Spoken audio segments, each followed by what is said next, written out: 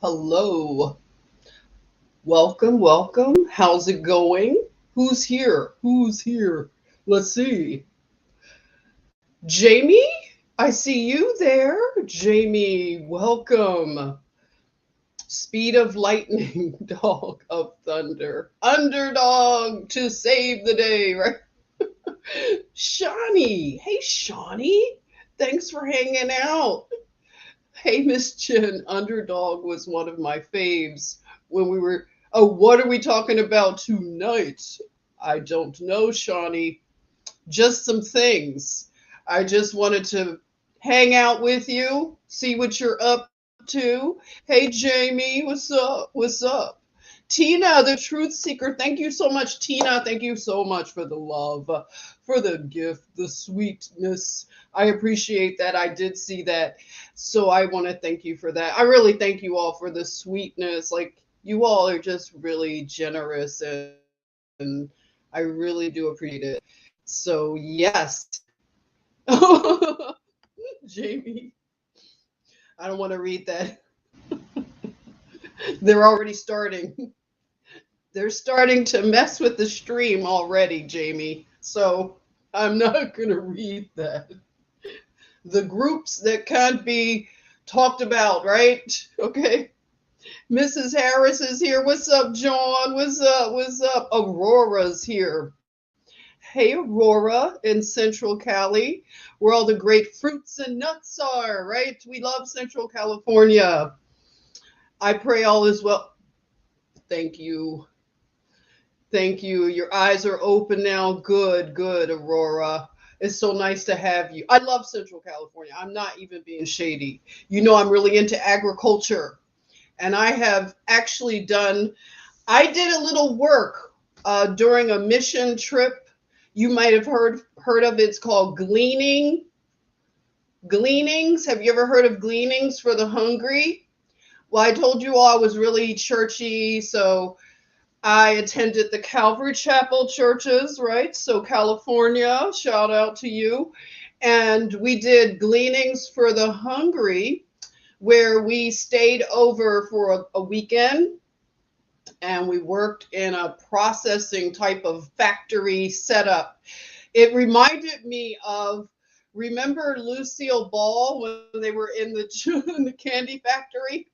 So that's what it was like for a lot of us. Okay, so we were really close knit family there at my small Calvary Chapel in Thousand Oaks. I've attended the one, okay, Riverside, yes, Riverside, the big church there. And then I moved up to Thousand Oaks. So I was up at a really small one there. And we were just a small little family and we hung out a lot. So we would laugh and have a lot of fun.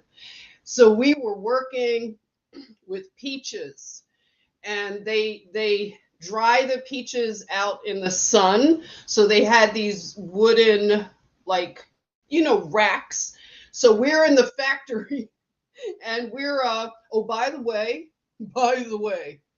they really have the perfect fruits that are donated. You know what I'm talking about? Like these are fruit, like these peaches were ripe. They were perfect for market at that moment. And that's they don't like that. They don't want the fruit to be that ripe and perfect. Some of it was, maybe it didn't look perfect, but it was, oh my goodness, amazing. So all that fruit got donated to them because it would have been thrown away. All right. And I want to say that I know I'm going to be all over the place. My father, I was hanging out with my dad a few days ago up in ATL. And you all know my dad he is a George Washington, and he is an agricultural scientist. So I grew up with all this science, science, science. And one thing he said that stuck with me among a lot of things that we talked about, but he was just saying that this country here in America, we throw away so much food. Even now, when we're hearing all these horror stories, just know that this nation here throws away so much food. So don't believe the hype about all of these things that they want to just foment fear. It's not about any kind of, what is the word? It's not about scarcity. In other words, don't buy into it. So I know I got off on a tangent, but anyway, it was so fun. Like I was talking about us working at Gleanings, and we're like, you have to like take the peaches are coming down the conveyor belt, and you have to turn them. I was in charge of turning them so they could be cored and cut, and then it's a whole process. Really amazing. So we were out there in the hot sun because it was open air factory, whatever you want to call it. So who else is here? I know nothing planned, okay? Again, just want to provide a space. I need it just as much as you because we are just living in the most interesting times. Kathy, hey there, hola in Arizona. A lot going on in Arizona, right? Oh my God, Katie over there, she's cray cray.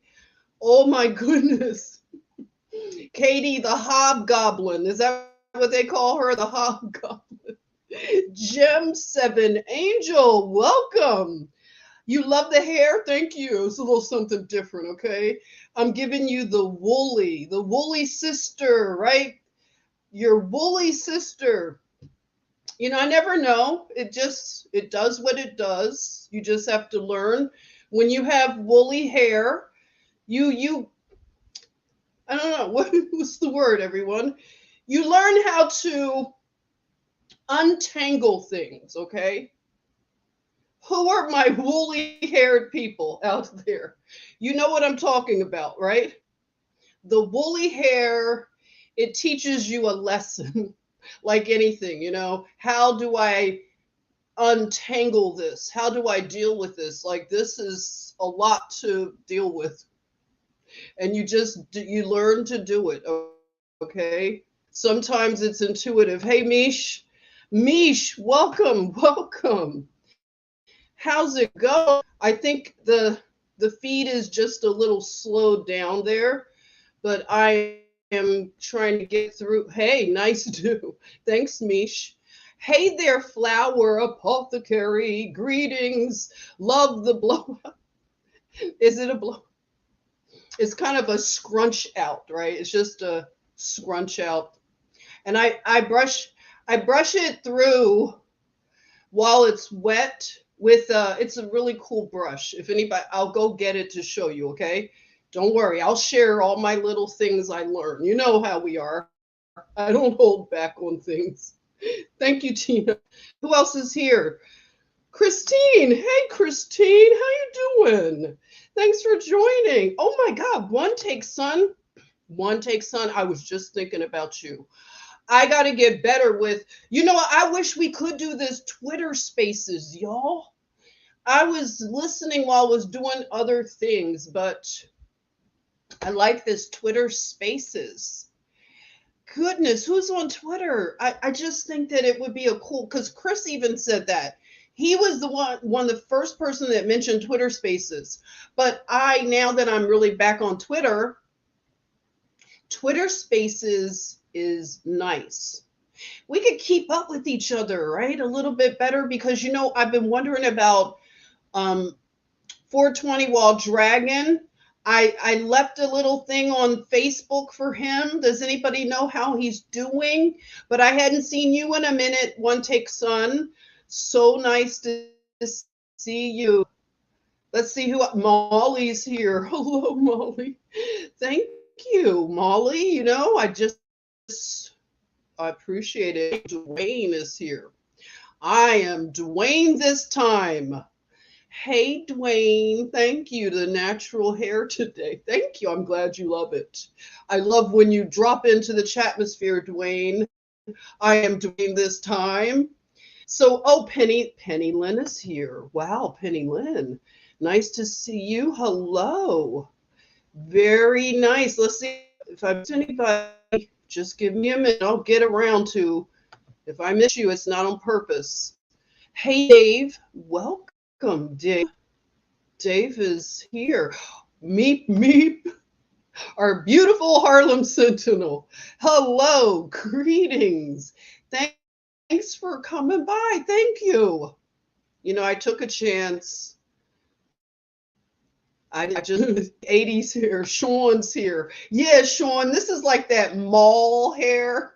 Sean knows because aren't you from Pennsylvania, right? So this is a very Pennsylvania kind of 80s. I'm a 80s. Yeah, I look like this in the 80s somewhat. I was much younger looking, but the hair was poofed out and fluffy, and that was an 80s vibe. So yes, I will cop to it. It looks very 80s. Hey, DeWolf is here. Hey, DeWolf, how you doing? Yeah, rocking the 80s hair. It's all about the getting back to, I mentioned it before, Gen X, my generation. We have to come through, everybody. If you wore hair like this in the 80s, it's all our fault, what you're seeing right now. The Gen Zs, right? It's our fault. We have to take accountability and responsibility, okay? So if you have a picture anywhere in your mom's or grandmom's house and you're wearing big earrings and your hair looks like this, I don't care what race you are, your hair look like this in any kind of pictures, just know it's our fault. We have to do something. I'm sorry. I'm sorry to be the one to break the news to you, okay? If you thought that we did a good job at this thing, when we finally got the steering wheel, we did this. We blindfold ourselves and we let Joe Biden get in. We said, "Here's the wheel, Joe Biden. Here you go. Just take us wherever you go." Well, I'm riding with Biden, okay? It's our fault. There you go. See? Patience with the wool. The wool teaches you patience, doesn't it? It's a lot of lessons in it. And I told you that I really love to untangle things. It's weird. My daughter likes it too. It's a weird kind of what is it? Like a kink, right? Is it a kink? That I like to take things. If I have a whole ball of confusion with my yarn, the fiber artists, I don't throw it away. I may have to dissect. It's like doing surgery. I may have to dissect the part that, according to time limits. If I don't have time to fool with it, fool with the wool, wow, that sounds good. If I don't have time to fool with the wool, then I will dissect it. That doesn't look good, right? It kind of reminds me if I were doing a snip, snip, right? Snip, snip. Don't worry, guys. You're safe. No jokes there against the guys. But I'm just saying, like, I'll snip out the piece that's too tangled, and it will take too much time. And then, oh my gosh, it is like surgery. A fiber artist, you totally understand. We can dissect that part, the troubled part, and then we can reattach the other ends. So it is kind of like, yeah, surgery bottom type of, I don't know. Just stop, right? While I'm ahead. But you know what I'm saying. If you do fiber arts, you can do that. It's like splicing, remember? For the, oh my goodness, this is like a going back. If you had cassette tapes, right? Remember? If there was a problem, got crinkled up, you could splice it on a beveled edge. Who knows what I'm talking about? You splice it on a beveled edge. You take a perfectly thin piece of Scotch tape and you perform a very precise type of surgery. You attach the tape, the beveled ends, and you would take a pen or pencil, and because you have to pull out the enough of your tape, and then you wheel it back up. Remember that? Who remembers all this? If you remember this stuff, it's our fault. Okay, I'm just trying to make you know it's our fault. If any of this that I'm talking about resonates in any way, it's our fault. Okay, it's our fault. Okay, let's see who's here. Some people dream of tight curls. Wait, who's saying that? Jamie says some people dream of tight curls. Are you serious? I don't know about that. Maybe so. Well, you know what? Okay, Jamie. Okay, time out. I probably told you guys this story. Wait a minute. Where's my drink? Hold it. Have some lemonade. Hold it. 1 minute. Oh, I just love this lemonade. It's so fabulous. Okay, listen. When I first started a hair journey, remember that whole thing online? We're going to talk about social media and how I'm in my FeeFees. I'm in my FeeFees right now, okay? That's why the hair looks like that. Maybe it's just reacting that I'm in my FeeFees. So when I first started wearing my hair, as they call it, in an afro,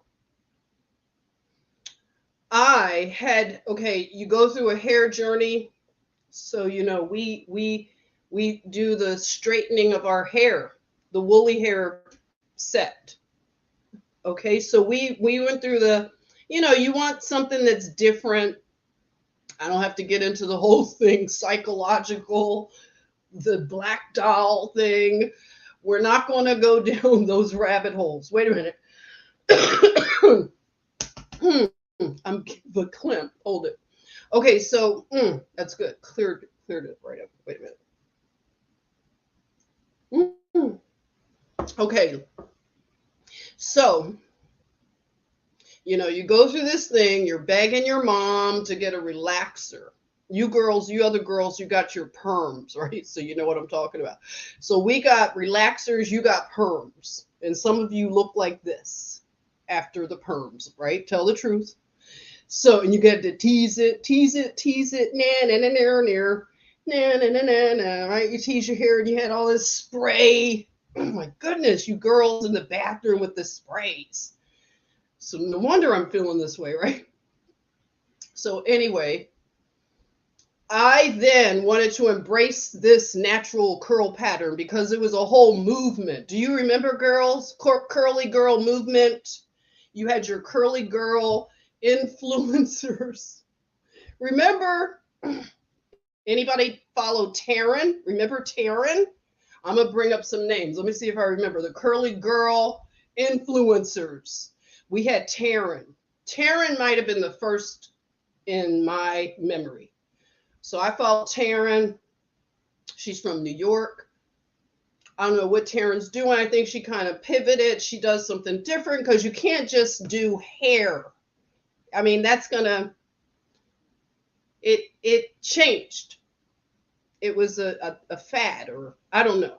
It's a lifestyle. I mean, your hair is never a fad, but you know what I'm saying. They called it a movement, and it was monetized, and a lot of the companies were really courting these influencers. So if you were, I was really into Instagool around that time, so I followed the curly girl influencers. One girl, oh my gosh, she had the most amazing afro. I know this is like crazy conversation, right? I didn't know I'd be talking about this. So, hey Camilla, welcome. Let's see. My feed is slowed down. Camilla, hi. Welcome. So yeah, so I followed these influencers and I listened to their journey. It was interesting. And I was like, you know what? I want to just wear my hair.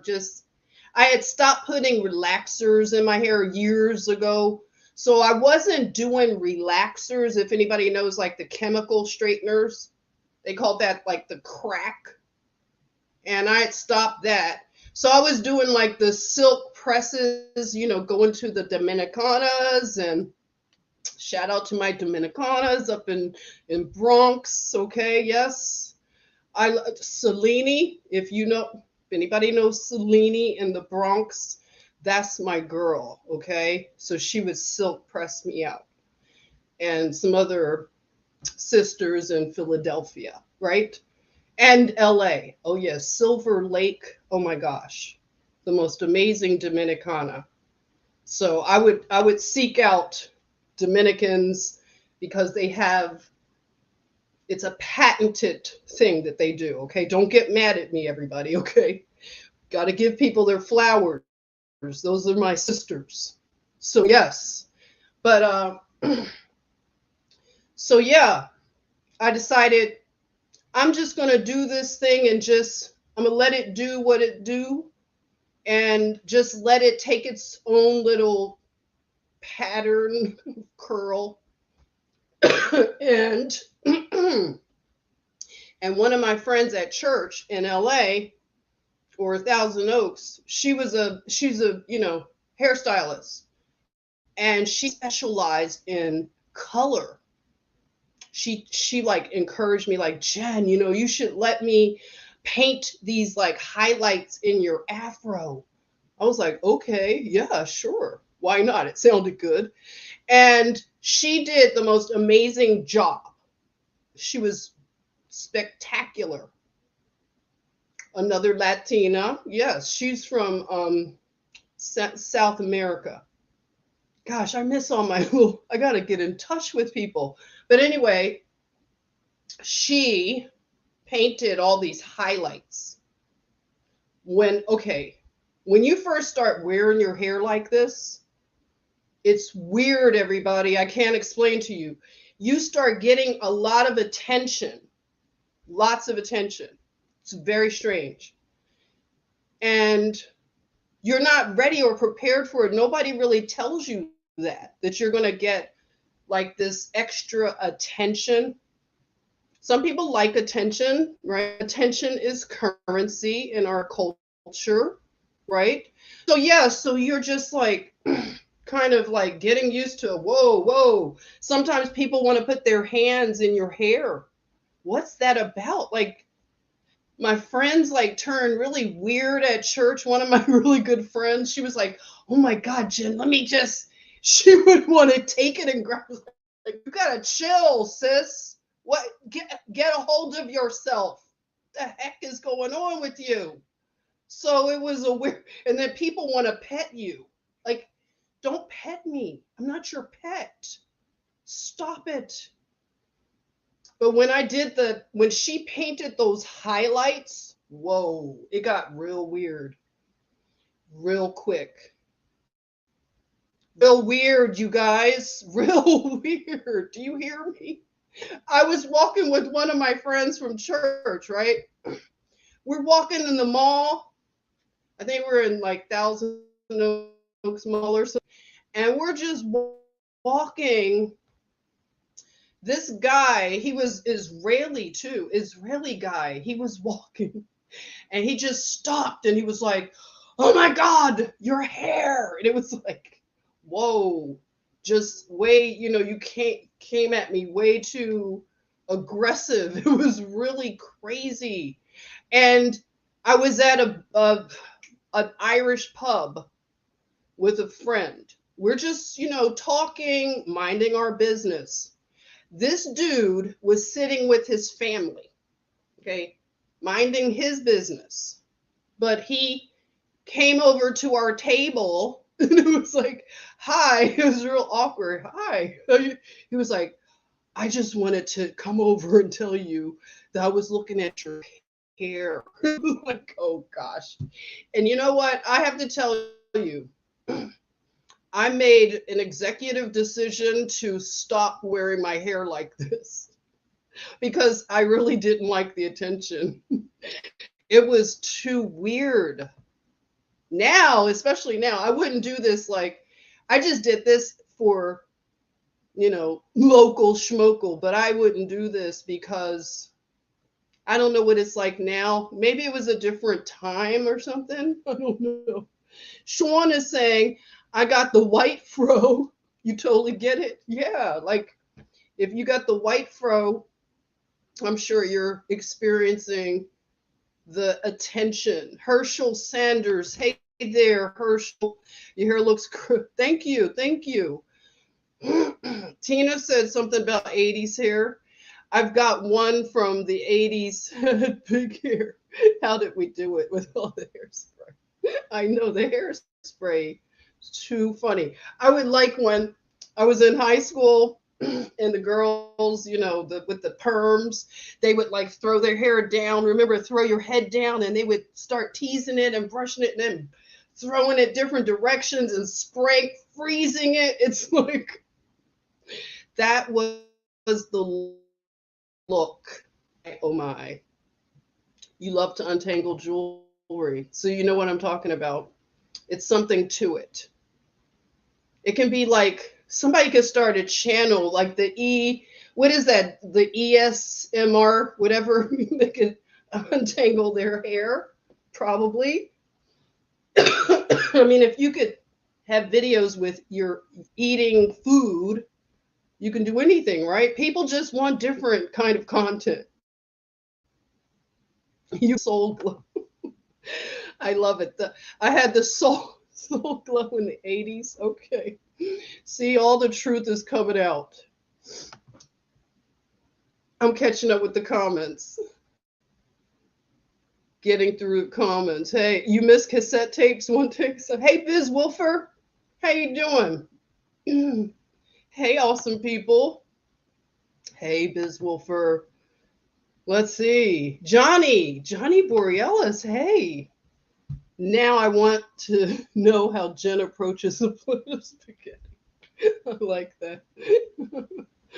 Jamie wants a Weird Al from. That's great. I love it. Hey, IG. Hola. Oh, thank you. Oh, wow, sexy. Wow, thank you. Oh, my goodness. Yes, Jerry curls. Of course. This could be kind of on the Jerry curl side of things, right? Kind of Jerry curlish. It's dry though. It's very dry. So Jerry curls were juicy. So yeah, it doesn't qualify all the way, but it kind of looks a little Jerry-ish. Hey Molly. Have to do spaghetti with the spoon and fork. There you are. Yes, I do eat it that way sometimes. Restaurant, right? Hey Donna Lee. You had perms, so you know. Yes. Shawnee knows you like to loose the knots. It must be something. I'm thinking healing to it. It's something about it.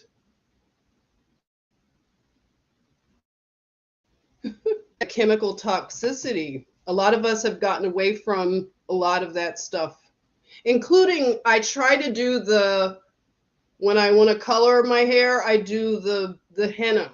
It just takes long, the process, but it's better. Oh, you know who I'm talking about. I love that we have traveled, a lot of us, the same path in a lot of ways.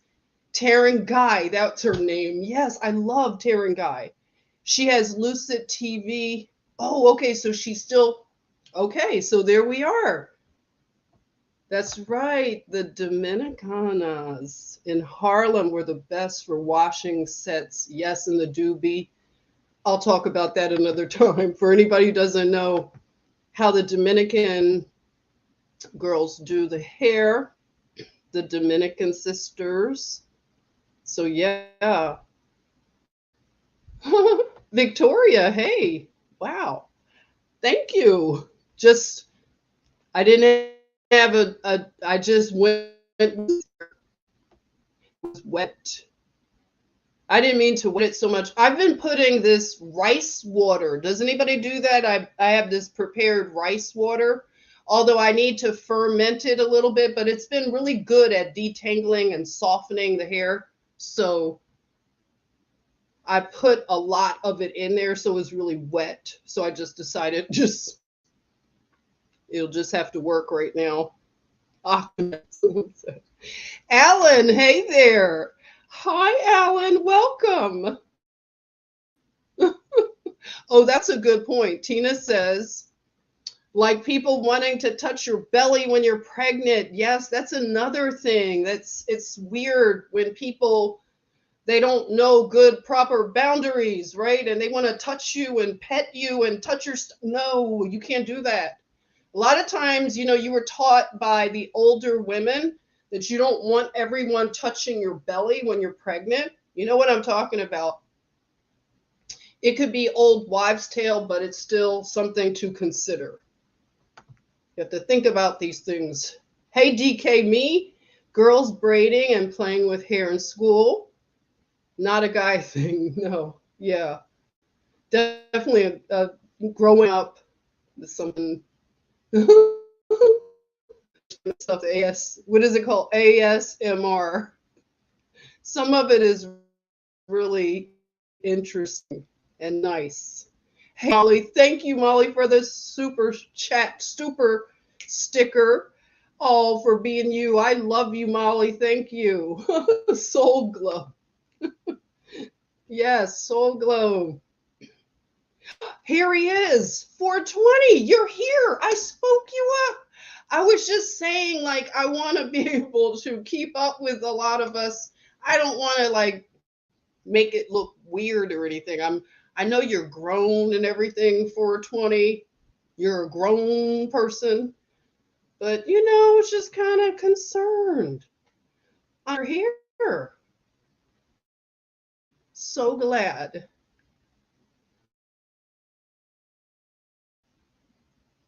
Hope you're doing well. I see little references to boy, he's still being a fool there.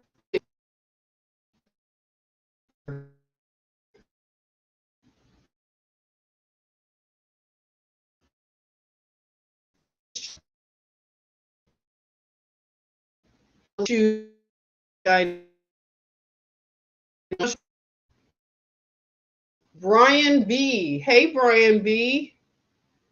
Welcome. Let's give Brian some love.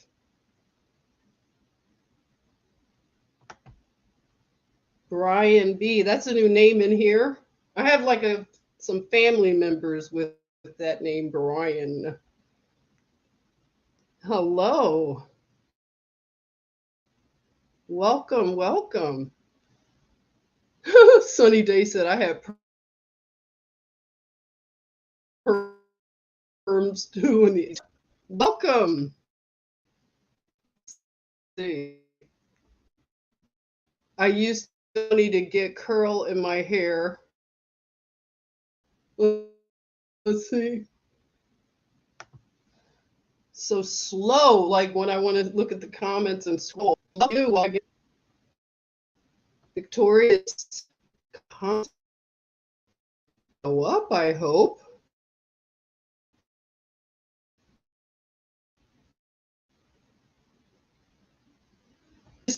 And boy, stick.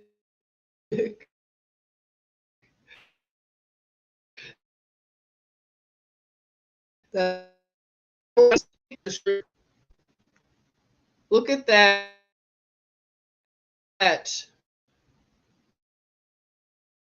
You were missed 420. You were, yeah.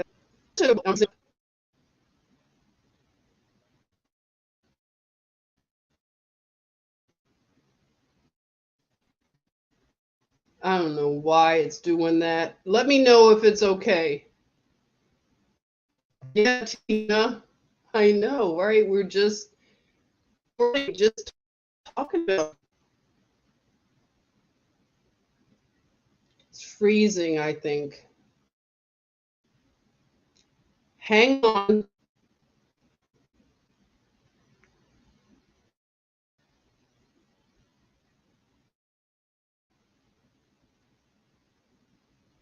How's it going? Let me know here. Give me a comment. Let me know, please. I'll wait to see.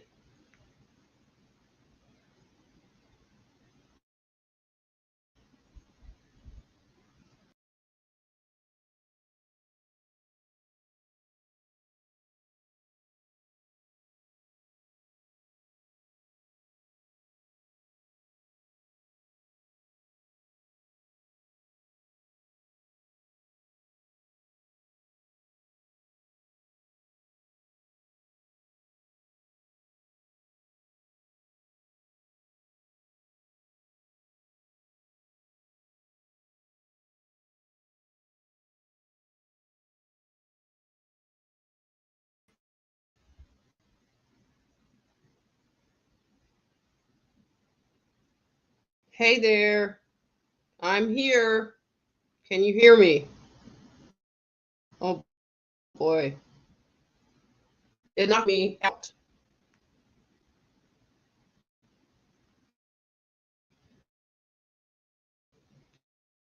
Is it better? Let me.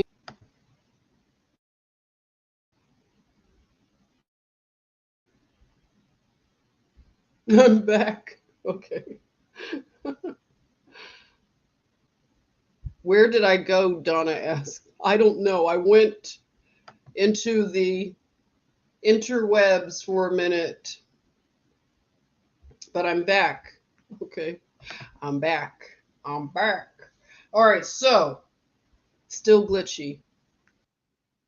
Boy. Lower the sound. It's definitely glitchy. Still freezing. Is it good now? Karen says it's good. It's better?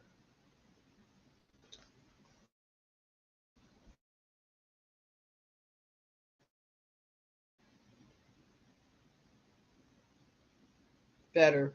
Okay.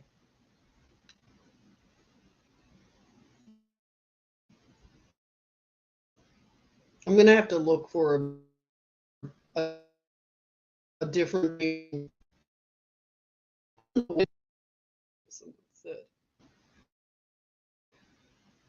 StreamYard. I keep blaming you, StreamYard. I can't blame. I'm blaming StreamYard. It's your fault, StreamYard. YouTube, I don't think. YouTube's not doing this thing this time, unless they're in cahoots with StreamYard. Anyway, it's not huge and it's YouTube. IG is blaming YouTube. All right, so I'm back. Coming in and out. Boy. don't know what to do. But anyway, if you can hear me, I wanted to talk about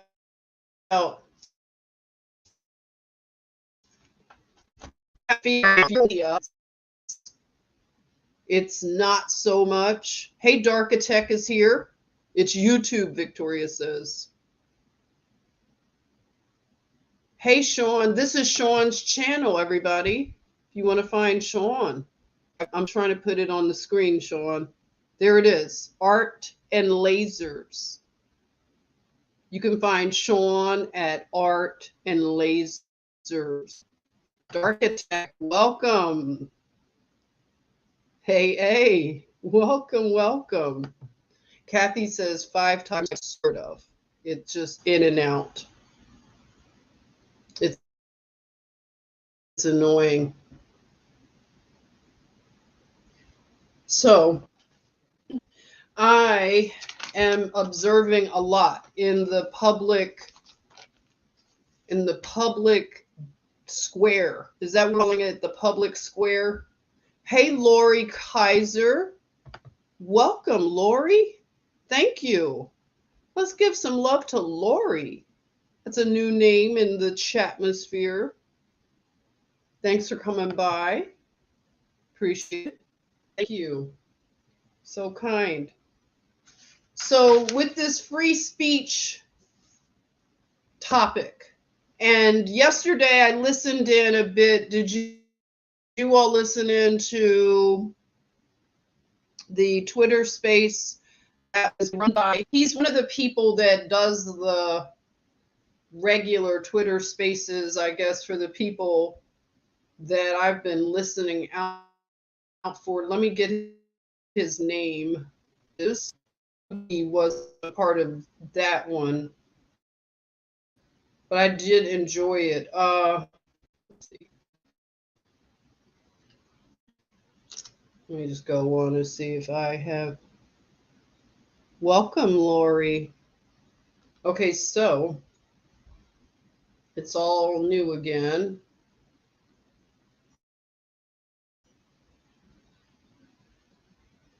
I'm just going through to get a name. Not him.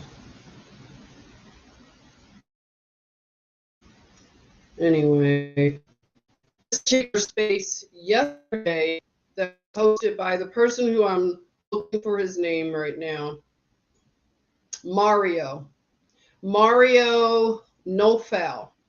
He hosted yesterday, and they were discussing the Twitter files and just when they were going to drop.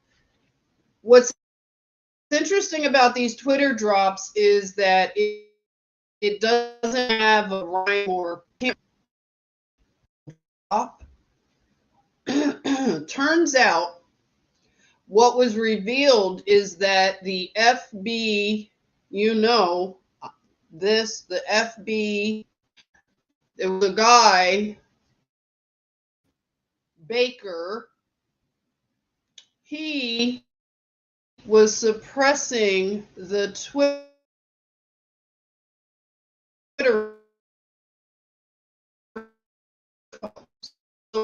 drop.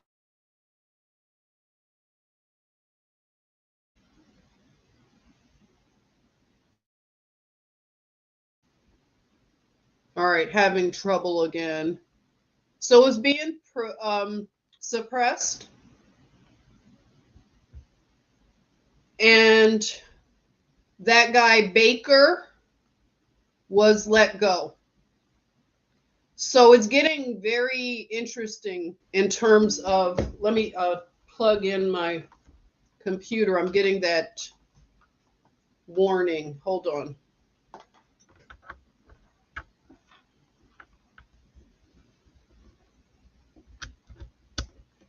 All right.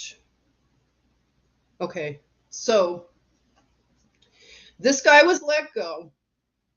And another thing that's it's just so much happening, right? So you have a lot of plates that are spinning. You have people that want,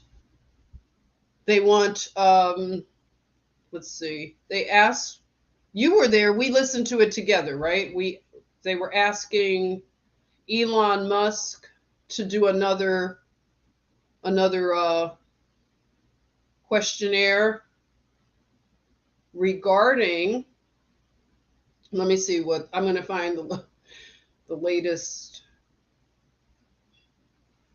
So, oh boy. So the Brazil elections, we talked about that. That was one of the more, to me, I feel that that's a big thing that was revealed in the Twitter files. How do you feel about that? The Brazilian election being compromised because of the Twitter personnel favoring the far left Marxist candidate.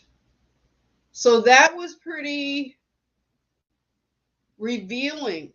But I don't see anything really sticking. I mean, I don't keep up with all the Brazilian stuff, but still, I know you have information that has told you that the military has already come in. I don't know. I have a person in Brazil who I told you all had contacted me on Instagram, and I wonder how he's doing. I think I sent him a message just to see if everything is okay, but I expected more to be released, and people talking about the Brazilian thing a little bit more, but that hasn't happened so much that I can see. Let me know if you feel that it has. So we have again people talking about Julian Assange. What's the latest on Julian Assange? Let me look and see if anything's been posted. So today, or yesterday rather, they had the Twitter Spaces, and they were talking about the issue of the suppression. The issue, not so much of the Hunter Biden laptop, but all that's being revealed because that particular thing was censored into oblivion. So it affected, see, the people that want to take the attention off of that, they want you to think it's a nothing burger because it's just about somebody's twisted fetish, perversion and all of that. It's not so much about Hunter Biden's activities and pictures and videos and all of that. That in itself is horrible. But what happened as a result of the laptop being censored and suppressed? That is really what the issue is, don't you feel? And a lot of people were making that point yesterday. However, what I did like about the Twitter space yesterday is that you had people that were opposed, that did feel that this is like not a big deal. It's a big nothing burger and it's a far right conspiracy. So again, I don't mind those kind of people being in the space and talking. I don't know about you all. They were doing it in a very respectful way. So I have to commend people that are in these spaces that I've been listening. I don't know what anybody else's experience is. I really loved hearing people from both sides, not extreme sides, but just from, they were not in agreement.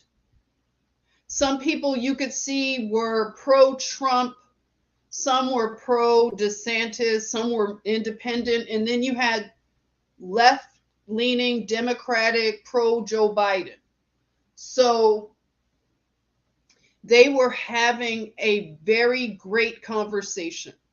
And that is giving me a lot of like, it's a lot of energy right now. See, observing and listening to different voices, not so much a true echo chamber. I just, have we always had echo chambers? I kind of don't think we were always in this level of echo chamber, but I could be wrong. It's when you're not aware that you're in an echo chamber, right? That's when it's really dangerous. Oh my goodness, Girl Code, you're here. Hey, sissy.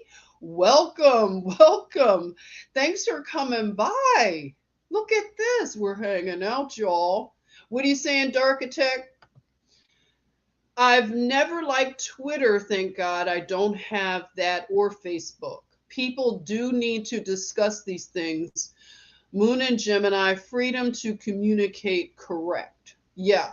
And if you haven't been in the social media, like those spaces, I'll say, to overuse a word, right? Then I understand. It's Twitter. I had Twitter for a long time, but I never used it really. I just posted, and they call it post and ghost. That's what I do on Facebook. I post and ghost. Probably on Instagram too. I don't really spend as much time as I used to. I spend more time here on YouTube than I spend. I don't know. It's where I used to spend time on those platforms, but I don't anymore. So I learned that term when I was listening to the first Twitter file, whatever spaces. They were talking about how to have and maintain your mental health in this day and age of social media. So today they happened to, it was Hotep Jesus. That's right. Don't come at me. I follow Hotep Jesus, okay? I told you all, I follow a very eclectic group of content creators, okay? You cannot, I feel that for me, I listen to it's not very wide array, but I curate certain, content. I told you I like Jimmy Dore a lot. Jimmy Dore, he's a classic liberal. He's a classic Democrat. And I love him. And he's a comedian. You can't get anything better than like a Democrat that still has a sense of humor. Like he's like a unicorn. Okay, remember when we had Democrats that used to have such a great sense of humor, liberals with great sense of humor. So it's hard now because everybody's in their FeeFees. Even though I said I'm up in my FeeFees right now, I can handle some of this type of like social media stuff. And that was being talked about today.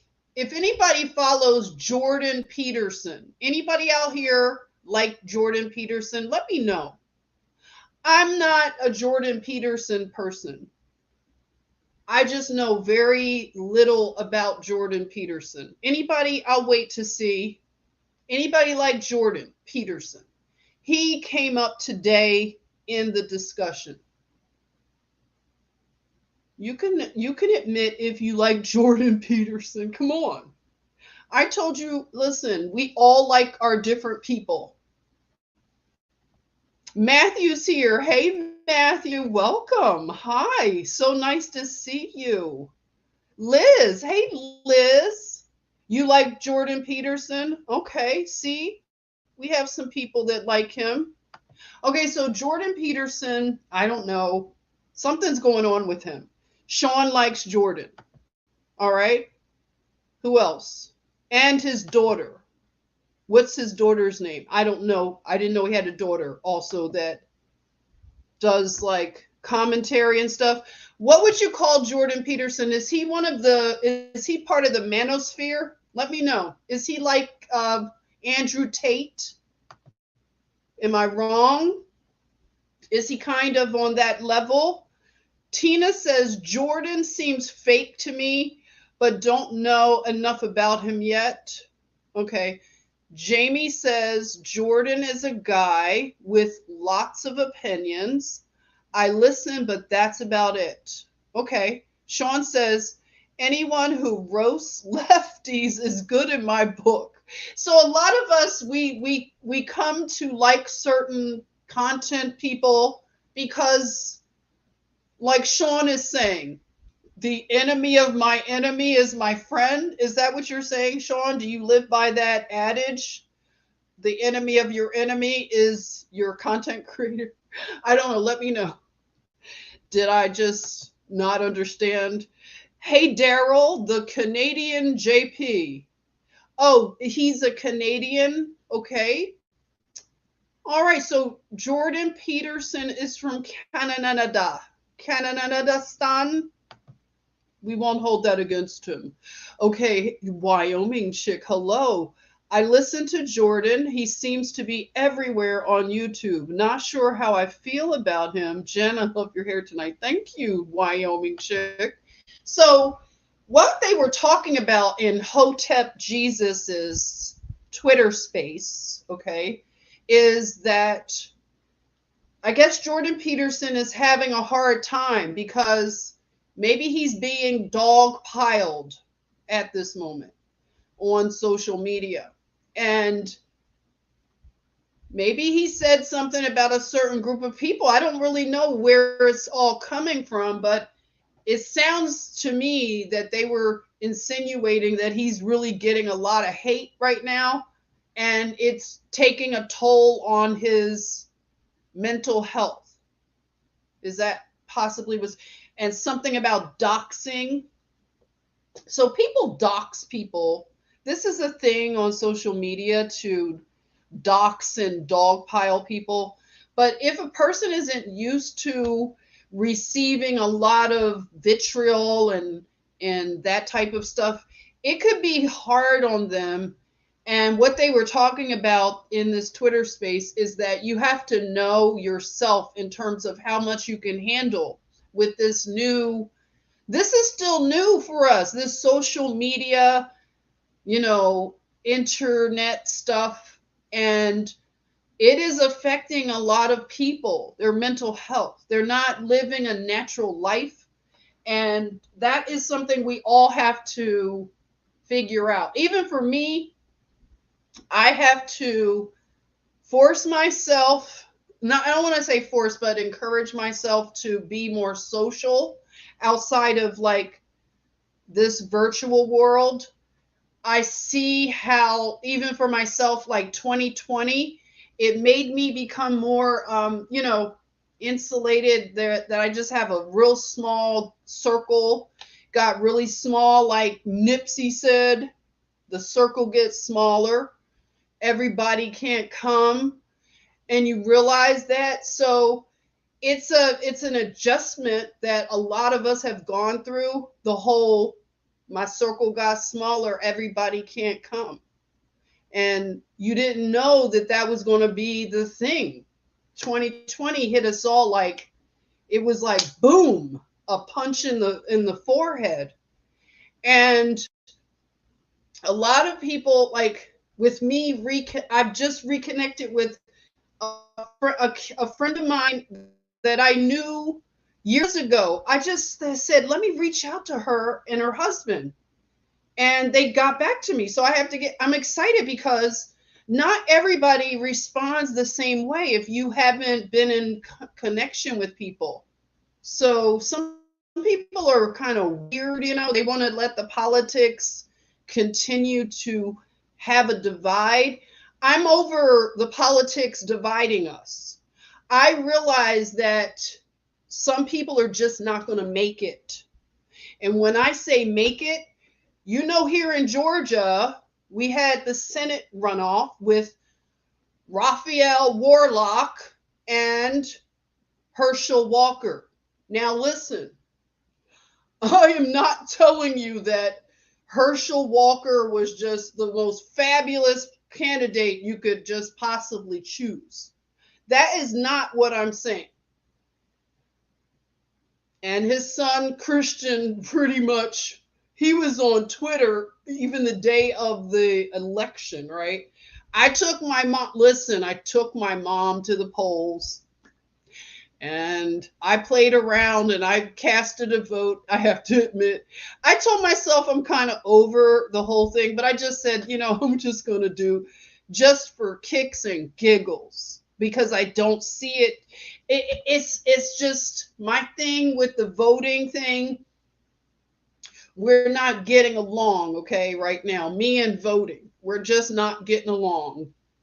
So I'm over thinking that voting is a solution. Is that okay? Can I air that? That's how I feel, y'all. Dollar bill, y'all. War not. Yeah, there you are. Raphael Warlock. So they say he won. Okay. I'm just like, okay. Y'all were going to do what y'all were going to do. And what I have an issue with Raphael Warlock is that, and I called you Warlock. I'm not going to take it back either. Because anybody who could say that they are a pastor who supports abortion, you're like, where do they do that, y'all? When did that? Listen, these people do not believe in God. That's what I'm very clear about. They don't believe in the God that I believe in. They have no fear that this man is calling himself a reverend somebody, a pastor. My grandfather used to call it the church of what's happening now. They have changed the laws, right? I like when you all put in the chatmosphere, not all things that are legal are lawful. Can you all put that in there? What do you all say? Not all things that are legal are lawful. Now, a pastor that promotes abortion, this is where we are, people. That's why I'm in my FeeFees, because I am sitting here like, you mean to tell me that I would wake up in a world where a pastor is promoting abortion? This is what we're doing right now. Pastors that support abortion. Wow. And he won. Yeah. On that platform. That was a strategy. I get it. Whatever shenanigans are going on with the Supreme Court and the Roe v. Wade being struck down right before these midterms, right? We see the games. Don't you see the games? So they were able to energize the young vote, the Gen Z and the millennials. So that's why I say it's our fault. My generation, Gen X, we have not occupied in a way, we have not put a standard up for the young people. We have allowed the wolves to come in and just ravage our young. This is on our watch. And I know it's not a popular thing, but as we look at this Gen Z generation, and you're looking at these people, and it's hard sometimes to have the amount of compassion when they're just, railing against reality. They want us to accept absolute absurdities. These people fight against reality in a way that we're so over it. It's just they There's just not going to be any compromise. But it's been our complacency. We've been complacent and we have been cowards. We have been complacent cowards. And now, when you look at these young people that are railing against reality with Kool-Aid colored hair, that are telling you that they can wake up in the morning and just decide they can announce that they want to be anything. A lot of them dress up. They're our own children. Come on. We watched them get into the anime. Some people were warning us about anime. Did anybody know that the anime would be a portal?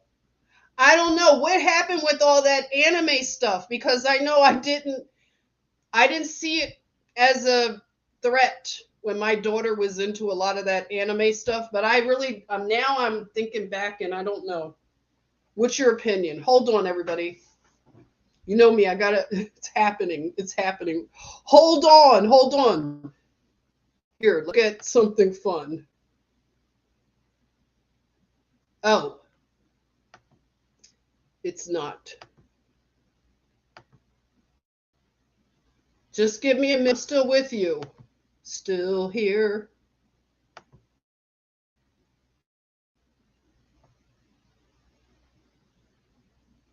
But I wanted to talk about just some issues. Just think, I have to share something with you too. Oh my gosh. I got a story for you all. So amazing that happened today. It really gives you hope, but I want to get your opinion on it.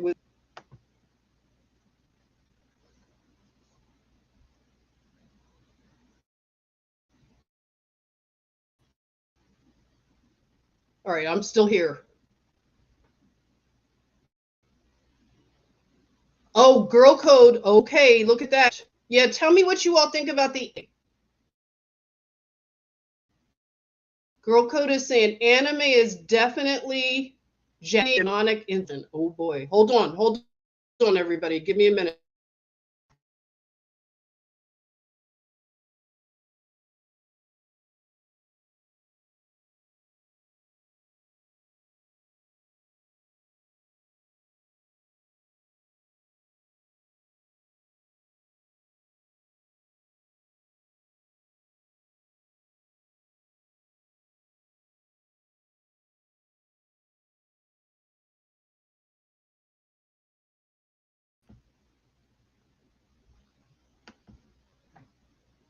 All right, I'm back.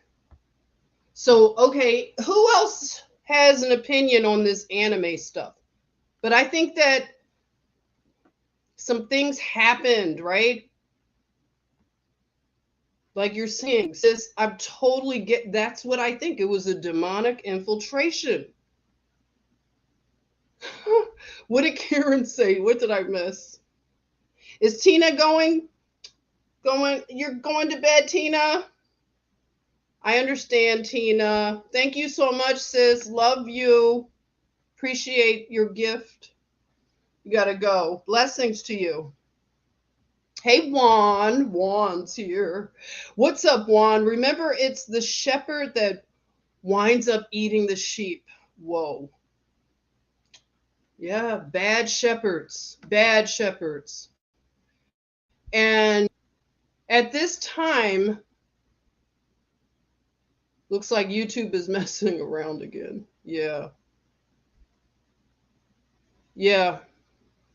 So there were the conventions, right? The anime conventions, the, what is it called? The Comic-Con. And you know, a lot of the young people, they dress up in sorry,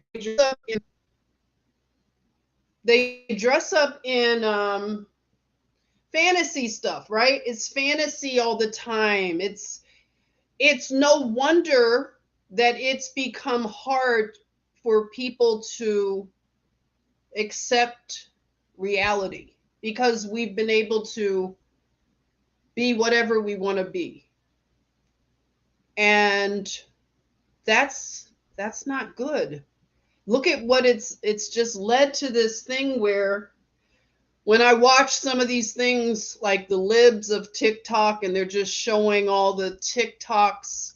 I don't spend a lot of time on TikTok, but that's where a lot of the Gen Z, they, and to be fair, there are a lot in the Gen Z that are awake to truth and they are sharing truth. So I do want to give credit that there are a lot of Gen Zs that know what's going on, more than my generation or the boomers, right? So yeah, it's called cosplay. There you are. It's called cosplay when they dress up. Yeah. And it's just, people are just into a fantasy world, Wonderland, Arrested Development. Yes. Even when I started hearing about a lot of the millennials, when they started to enter the workforce, do you remember hearing about, or if you were a manager around that time, some of the things that would happen? Oh my goodness. Wait a minute. I know I had a family member that her child got a job, in the tech sector. And she wanted to talk to her child's boss. Do you know, were you a parent? Go ahead and admit it. It's okay. She wanted to call her child's boss. And when she said this, like presented this as a good idea, when you have a friend or family member that has a really cuckoo idea, it could be you. I'm sure it was me, right? I've had my many cuckoo ideas. But when someone tells you that they're going to call their child's boss because they just want to let the boss know, this is early in the work experience. I was like, why would you want to do that? Oh, because I just want them to know who my child is. I want to really, let them know. And I'm like, no, don't do that, please. For the love of everything that is sane, don't do that. If you feel the urge to do that, call me first before you make that call. Right? Oh my God, right? Girl code, can you imagine calling your children's boss because you want them to know how wonderful your child is? Yeah, that's a go over well. Hey, Dorn. Dorn, how are you? Welcome. Prophetic Win Forever. I love that name. Dorna. Did we say Dorna? Did I say it right? Dorna? Or Dorn? Welcome. Yeah, so those are the kind of things that were happening. And I remember reading an article about if you were a manager and you were going to start having this influx of the younger workforce. So they were teaching managers how to deal with the millennials, right? And they were wanting you to change your reality to fit their reality. And it was like, wow, okay. So if they want to bring their dogs and companion pets to work, things had to be changed when you think about it. And if they wanted to work from home or have a safe place, I worked at places where in California, in Los Angeles, where they have which is nice, I'm just saying, but not so much a cry closet, but kind of like a cry closet where you could kind of go and it's very zen and you hear the waters so you could go in and just punch some pillows and kick kick a trash can. But these are like, I've said it before, when a culture starts to cater to the weaknesses, this is where we are.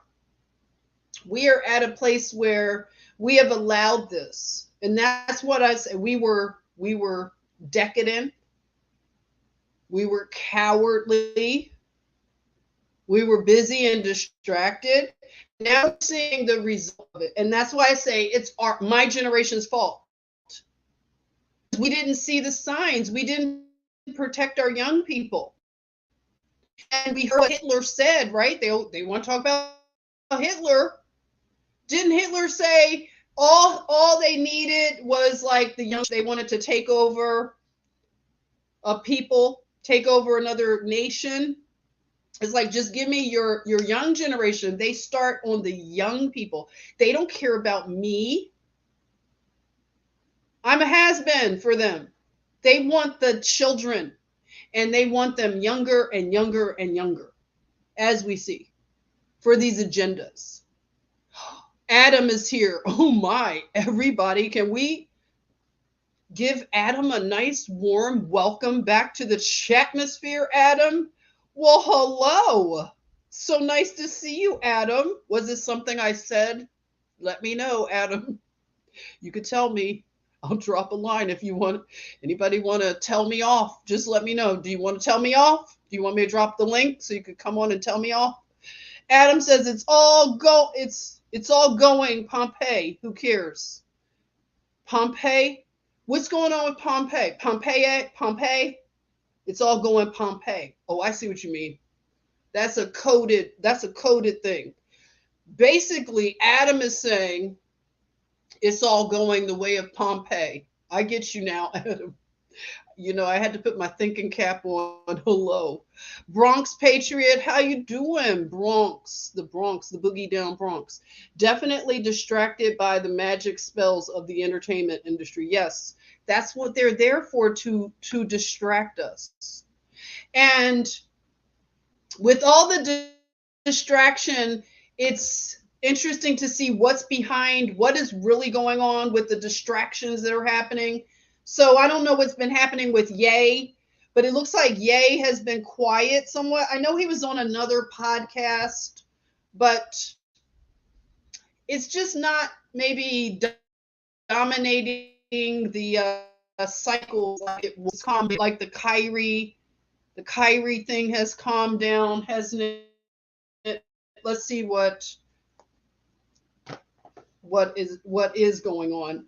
But they did drop some more. The second Twitter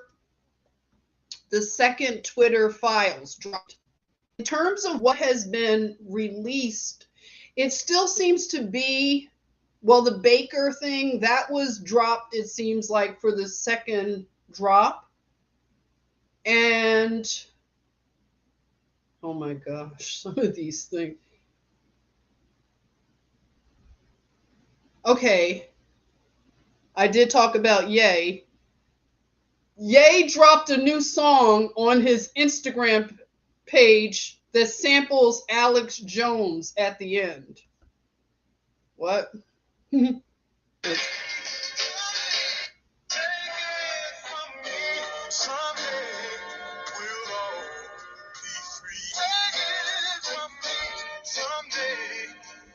Fair use, Ye.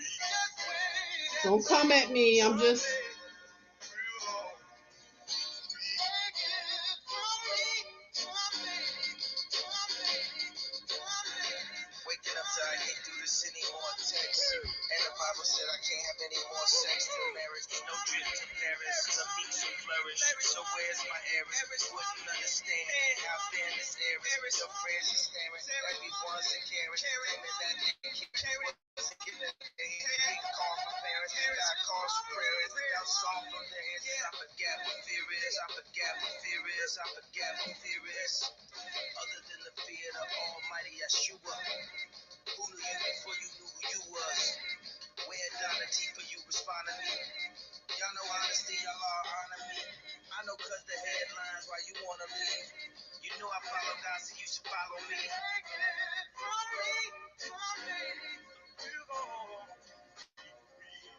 never rock with none of y'all, no way. And I'm pulling up in that white OJ. Used to wear a watch filled with the O'Shea's. Jackson, if you're nasty. Tweeted DEFCON, now we past 3.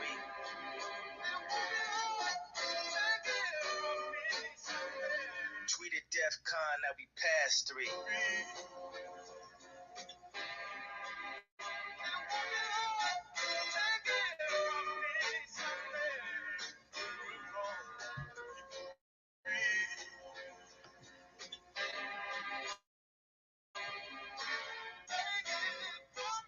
Just gotta say, like, you like the uniform, but no, there's a lot of things that I love,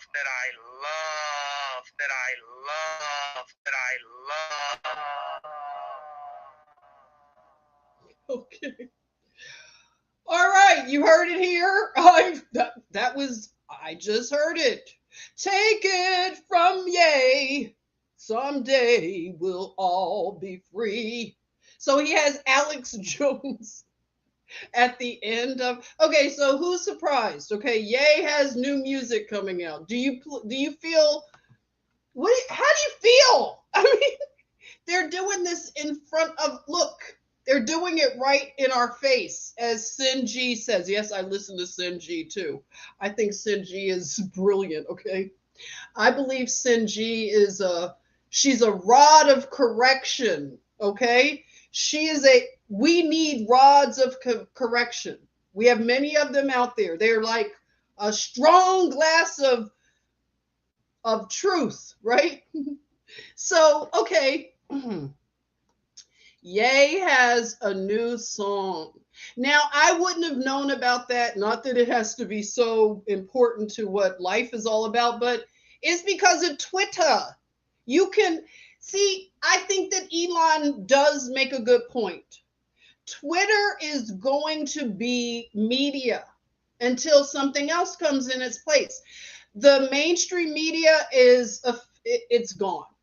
If you even watch it, you have to like almost detox because it's just so weird. It's weird to hear propaganda like that. And I lived in Cuba. So if I'm telling you the propaganda is weird, even though I was young, I knew I was in a weird kind of situation, okay? So we're talking levels of propaganda, and I visited China, okay? So I have some comparisons here. Here, it's really weird to watch the mainstream news, especially when you see how they keep points. You heard like back in the day that every morning at 4 a.m. they all receive the same talking points. So it's a danger to the democracy. It's very dangerous to our democracy, right? It's very dangerous to our democracy. Yeah, we are very dangerous to their democracy because their democracy is basically code for Marxist, communism, fascism. Like it's like a whole gumbo of evil, of control, totalitarian, authoritarianism. 1984 on steroids. So we didn't know that 1984 was going to really be a thing, like really be a thing. It really is a thing, y'all. Yeah, CNN is like weird. You know, I was at the airport. No, you don't know. I was at the airport last week. So my dad and I, can you imagine this? My dad and I are going through TSA. And we are both trolling TSA. My dad, like, okay, he just such a troll. He's like, his levels of trolling are epic, okay? So he was trolling this TSA who was trying to give me and him. They only picked me and him. We're with like how many of 3? It was a party of 5. So me and my dad had the extra security. Of course, they got a feel on me. If I was wearing my hair like this, they would be like, "Ma'am, what are you hiding in your hair?" So, I had the Princess Leia buns. They didn't mess with my hair, but they were like, "We've got a feel on you," and I'm asking why. Oh, she had to show me on the screen. Oh, it was something in here and whatever. So they did their thing. And then Sean, and then my dad he's on another line. And I had already gone through my whole whatever enhanced security. So I'm listening to my dad. And my daughter's like, go get your dad, right? And I'm getting all mad because my mouth, I have to watch my mouth when I'm at airports. It's like I really do have to watch it because they make me so mad. So they were doing their thing, and I'll start talking about freedom and just how I am. So I'm saying things, and my dad's over here trolling this one guy who was doing whatever, doing the things. And the guy was turning so red. And I won't tell you what my dad said, but I think that guy quit his job that day. I'm not even kidding. The trolling it was levels. And then, while we're waiting for him, my dad, to get through the thing, I'm like, spouting off like I can't believe what is this? And then I had to stop. I looked at my daughter. I was like, oh, let me shut up. I was like, I almost forgot because I was like, why would they be like picking on me and my father? Why are they? And I was like, oh, okay, all right. Okay, zip it. So I had to zip it when I remembered. Just you can forget sometimes, right? Are you like that? You forget. Oh, you better rein it in, sister, because you better remember you can't just you can't act any kind of way up in these airports, especially with your dad, especially with that dude with me. What was I thinking? I was like, oh, I'm quiet, okay?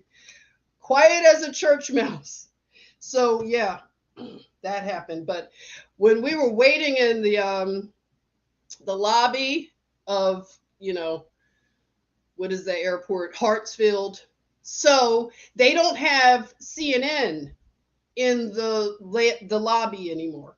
If anybody doesn't know, CNN used to play in all the lobbies of the waiting at the gates of Hartsfield. Can you imagine? You're listening to CNN. They had a special CNN for the airport. So this is the level of propaganda. This is weird. It's like being in Cuba, China, Cuba. Like it's really weird and bizarre. Hey, Soul Yeshua. Hi, welcome. Yeah, flying has changed. I don't like it at all. I don't like it. It's not my thing. Yeah, so what happened today, though? Let me tell you about something that happened today. I was trying to call Google because I have talked to them once before. It was weird. I don't know how I got a phone number, but Google and Facebook, these are not companies that want to hear from us, and Instagool and all that. They don't want to hear from us, regular people, unless you have like millions of subscribers. But they don't have customer service where you can talk to live people. But for some reason, I got a number, and that happens, right? Haven't you had that happen before, where you get a number to talk to live people? So I happened to talk to someone at Google, and she was really nice. I was having an issue. they kept taking a video and making it private and giving me no reason why. So I would try to change it and it would revert back. So I got a number and talked to a live person. She helped me. I don't remember the number right now, but what I did was I looked it up on Google thinking that I could get a number. These are not things that are normal. They don't want to hear from us, okay? So I think that I'm talking, to someone legit. It looked very legit. So I call the number and a man answers and he has an Indian accent. I don't care how it sounds. You know that when you talk to someone with an Indian accent from India, we already know. I don't care about the sensitivity. He was very nice enough. So I didn't think anything because we've been used to talking to people over in India in call centers, so it wasn't weird. So he's talking to me, I'm telling him, and then he proceeds to tell me something, but I was just talking. I've mentioned that I was taking care of somebody, like advocating for someone, because I happened to go on a medical appointment today. So I mentioned that. And he was about to tell me what I could do. And it was involving going to the store and getting, where's my note? Getting some kind of card or something weird. So as we were talking, I'm writing down what he told me I need to do. Then you know what happens? He stops himself, and you know what he says? He says, "Ma'am, you have called a scam number." Can you believe it? And I didn't understand. I thought he was telling me that I was the scam. He was like, "You have called a scam." And I was like, "A scam? What are you talking about?" And he said, "The number that you called, this is a scam, ma'am." And I was like, it took me a while because that's how weird our reality is. Have you noticed that, where, especially on Twitter right now, you can't tell what is parody and comedy anymore with reality? That's how much it's so absurd. He said he had to, and I was like, "Sir, I was not understanding." I was like, "Sir, can you tell me what you're talking about?" Because I kept thinking that he was trying to accuse me of being a scammer. And I'm like, "What?" And he was like, "Ma'am, you are not talking to someone from YouTube, Google. You have reached a scam number." And I was like, "What?" And he said, "I can't do this to you." And I was like, he said, "Because you told me you're taking care of somebody with cancer." And he was like, "I can't do this." And I was like, he said, "Just know you're not going to find a number for Google YouTube. If you do a search here on Google," he let me know, "it is going to be a scam. It will not be a real number."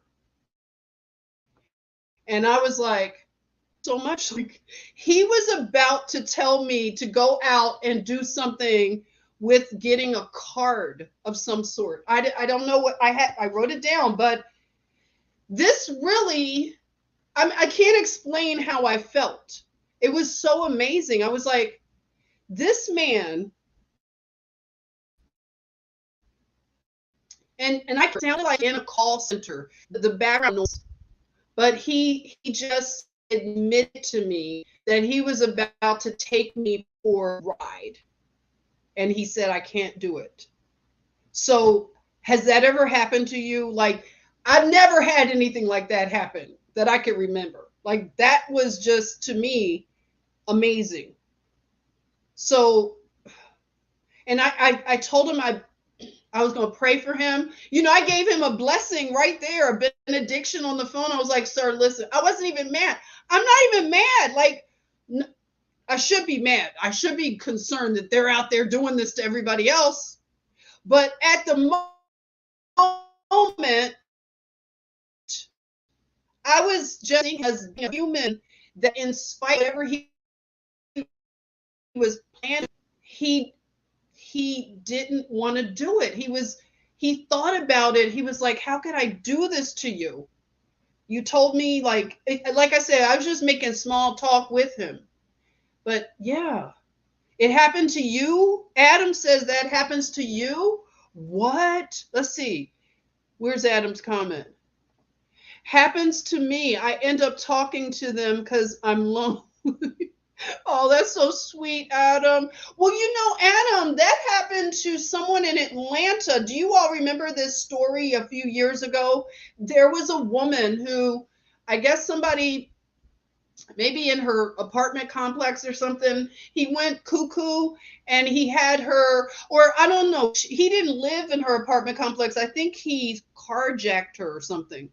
And he was basically wanting her to go back to her apartment.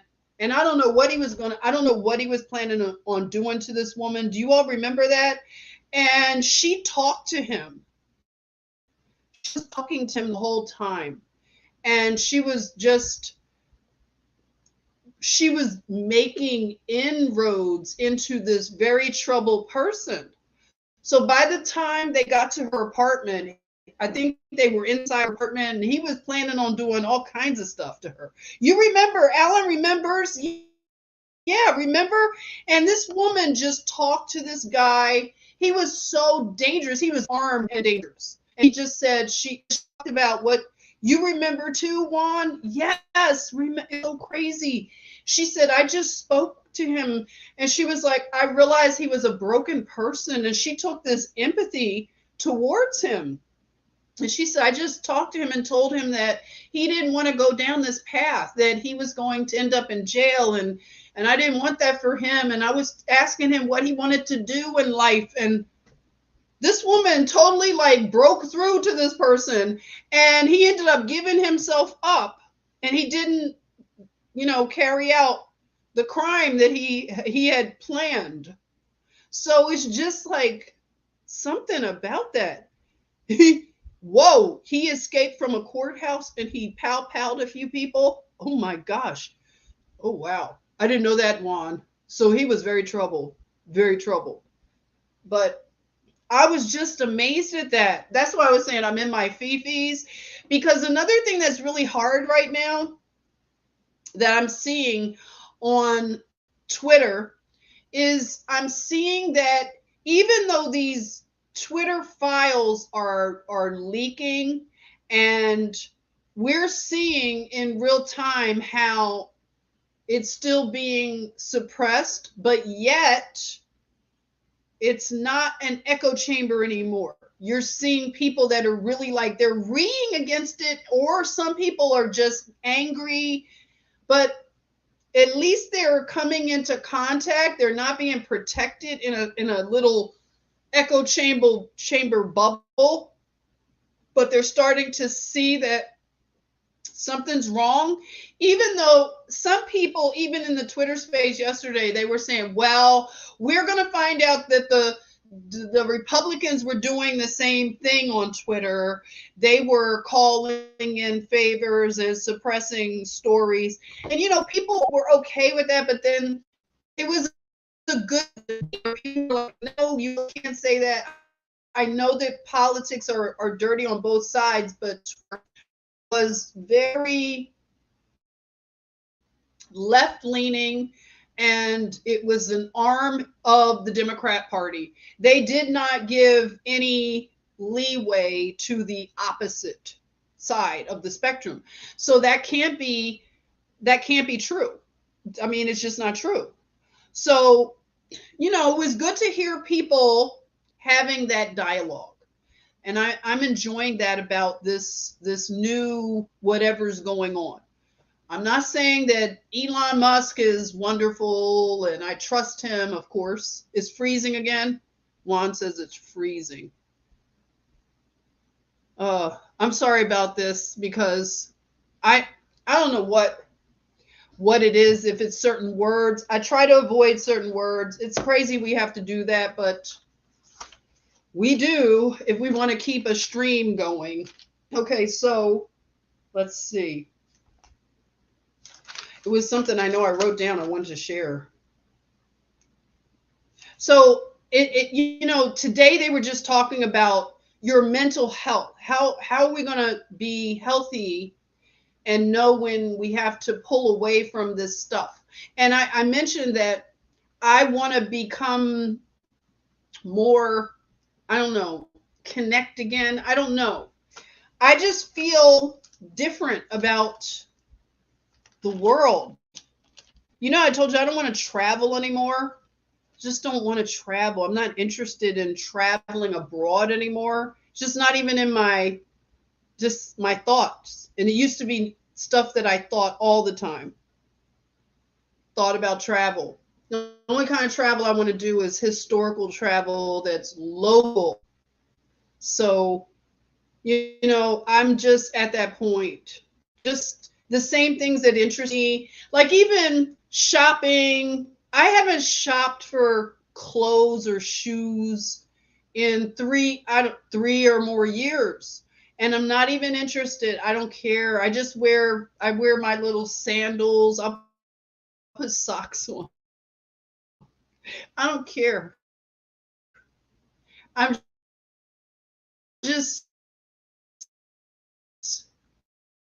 not interested because I was out today. If I go to the doctor's office,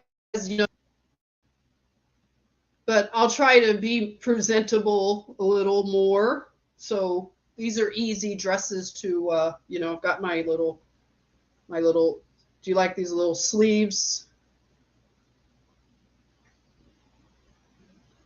But hey, Jason, and will not be televised.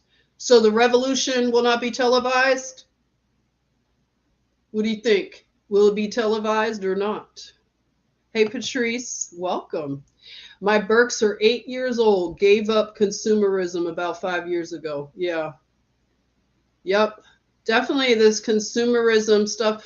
I'm just, if anything, it's just things like necessities that are more tangible, that last. And food doesn't last, but I mean quality food, provisions to produce food, and things like that.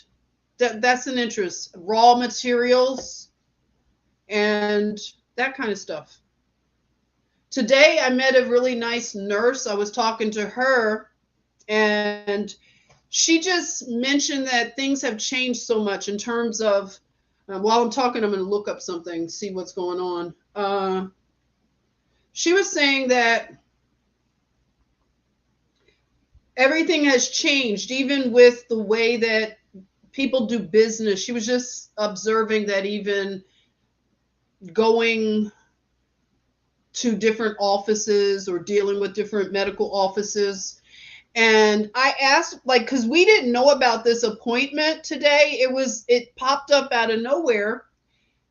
Well, we knew about it yesterday. That's what it was. I didn't know about it really in enough time. So I went and I asked this nurse who was doing a checkup. I was asking her, well, how is it that we didn't know about the appointment? And she said that sometimes they will schedule appointments for you, like on a regular basis. It's really strange.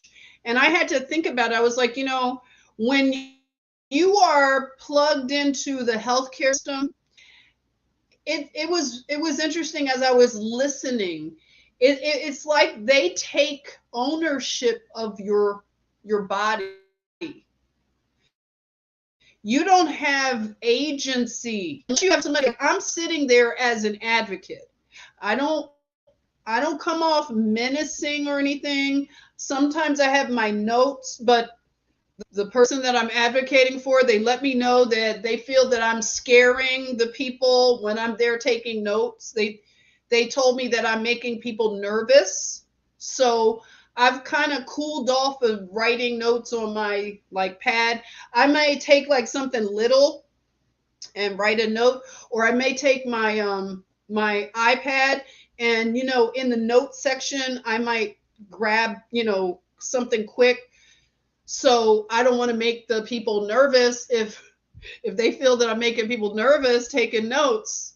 But I was just observing how they talk to the patient as if they really own you. They own your health care. And it's like they are the author. And it's a weird relationship that people have when they become a patient. And I'm not trying to come down on anybody if you have medical issues. That's not what I'm saying.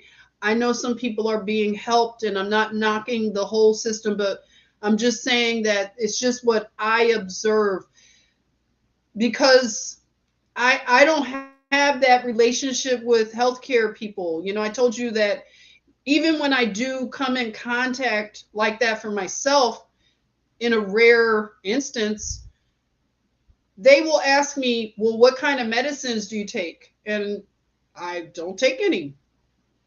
And they look at my age and they look at my skin color, and they're like, they do a double take. And it's always the same thing. They get angry, kind of offended. Like, what do you mean you don't take anything? You don't take anything for high blood pressure? You don't take anything for diabetes? You don't? And I'm like, no, I don't take anything. If I'm gonna take anything, it's just a vitamin, supplements. I take things that, are alternative. But they really do have a problem when you're not in a contract with. Now, when I was talking to the person that I advocate for, one of the medicines, like for instance, doctor want to put them on a medicine, hundreds of dollars. It's a new. The other medicine that they were on is already off patent. So, it's a generic. So you pay pennies. And I was just saying, as I was driving them to their appointment, I was like, why would they want to put you on this new medicine when you seem to be fine? The other one, like drug reps are incentivizing them. Remember, I used to be a drug rep. I used to go in the offices, and I was I was working for big pharma when it was like a gravy train. You know, they had no limits on what you could do with your doctors. I was constantly every night at a five-star restaurant, Budokan and Pod and all these places in Philadelphia, Lebec Fen. I was tired of these restaurants every night, but you had to do that and spend like money. I was always doing breakfast, bringing coffee and bagels and lox and cream cheeses and schmears, and I was schlepping food, fresh squeezed orange juices and everything in the morning. Those things of coffee you could carry. That was me. I was like a whole caterer. And I would go, me, I had to go overboard. So I was always in the party stores buying all these pretty plates, because all my little breakfasts and lunches were all beautiful tablecloth. Girl code, no, girl code would be that same kind of drug rep. So I would make the place so beautiful and just go overboard, schlepping. So it was just a weird time. And that's why when I look at Pfizer right now, because the Pfizer reps that I would run into around Philadelphia or when I worked in Georgia, the Pfizer reps were the most like greasy. I'm telling the truth. But whenever I would run into the Pfizer reps, they were like this like seedy kind of, Every company had their personality. I worked for Astra Merck, and then it became AstraZeneca. And we like to think that we were above board. You know, we were the honest drug reps. We played by the rules. But Pfizer, their reputation, I'm going to tell you, back when I was a drug rep, Pfizer was known to do underhanded things. Like if you're competing against a product like that's a kind of equal product with a Pfizer rep, you could already hang it up. You were not going to beat them out with the sales numbers because they were doing things that were underhanded. Like we were not allowed to do the things that the Pfizer reps could do. Like I heard like one Pfizer rep, they were taking the doctor and the doctor's wife to the Four Seasons, for weekends. So right downtown in Philadelphia, right on the Parkway, the Four Seasons, they were taking their certain like high prescription, like, you know, you have your high doctors, they would rank your doctors according to, you know, how important they were. And they, for your high rankers, they were taking those guys right there in the city, like for the weekend. And the wife could go to the spa, get her everything done, and the husband could do whatever. They had just no expense was too much. So they were doing things like that where I couldn't justify paying for a doctor and his wife to stay at the Four Seasons for the weekend. Even though they wanted us to spend a lot of money, that was something I couldn't make that look good on paper because you were like giving them honorariums. So in order to get an honorarium, you would have to have them talk about your product, about disease or something. You'd have to set it up a certain way to justify paying them an honorarium. And you know, it was kind of like wink, wink. Oh, just let them say your product name, and that's enough, right? They could get an honorarium check.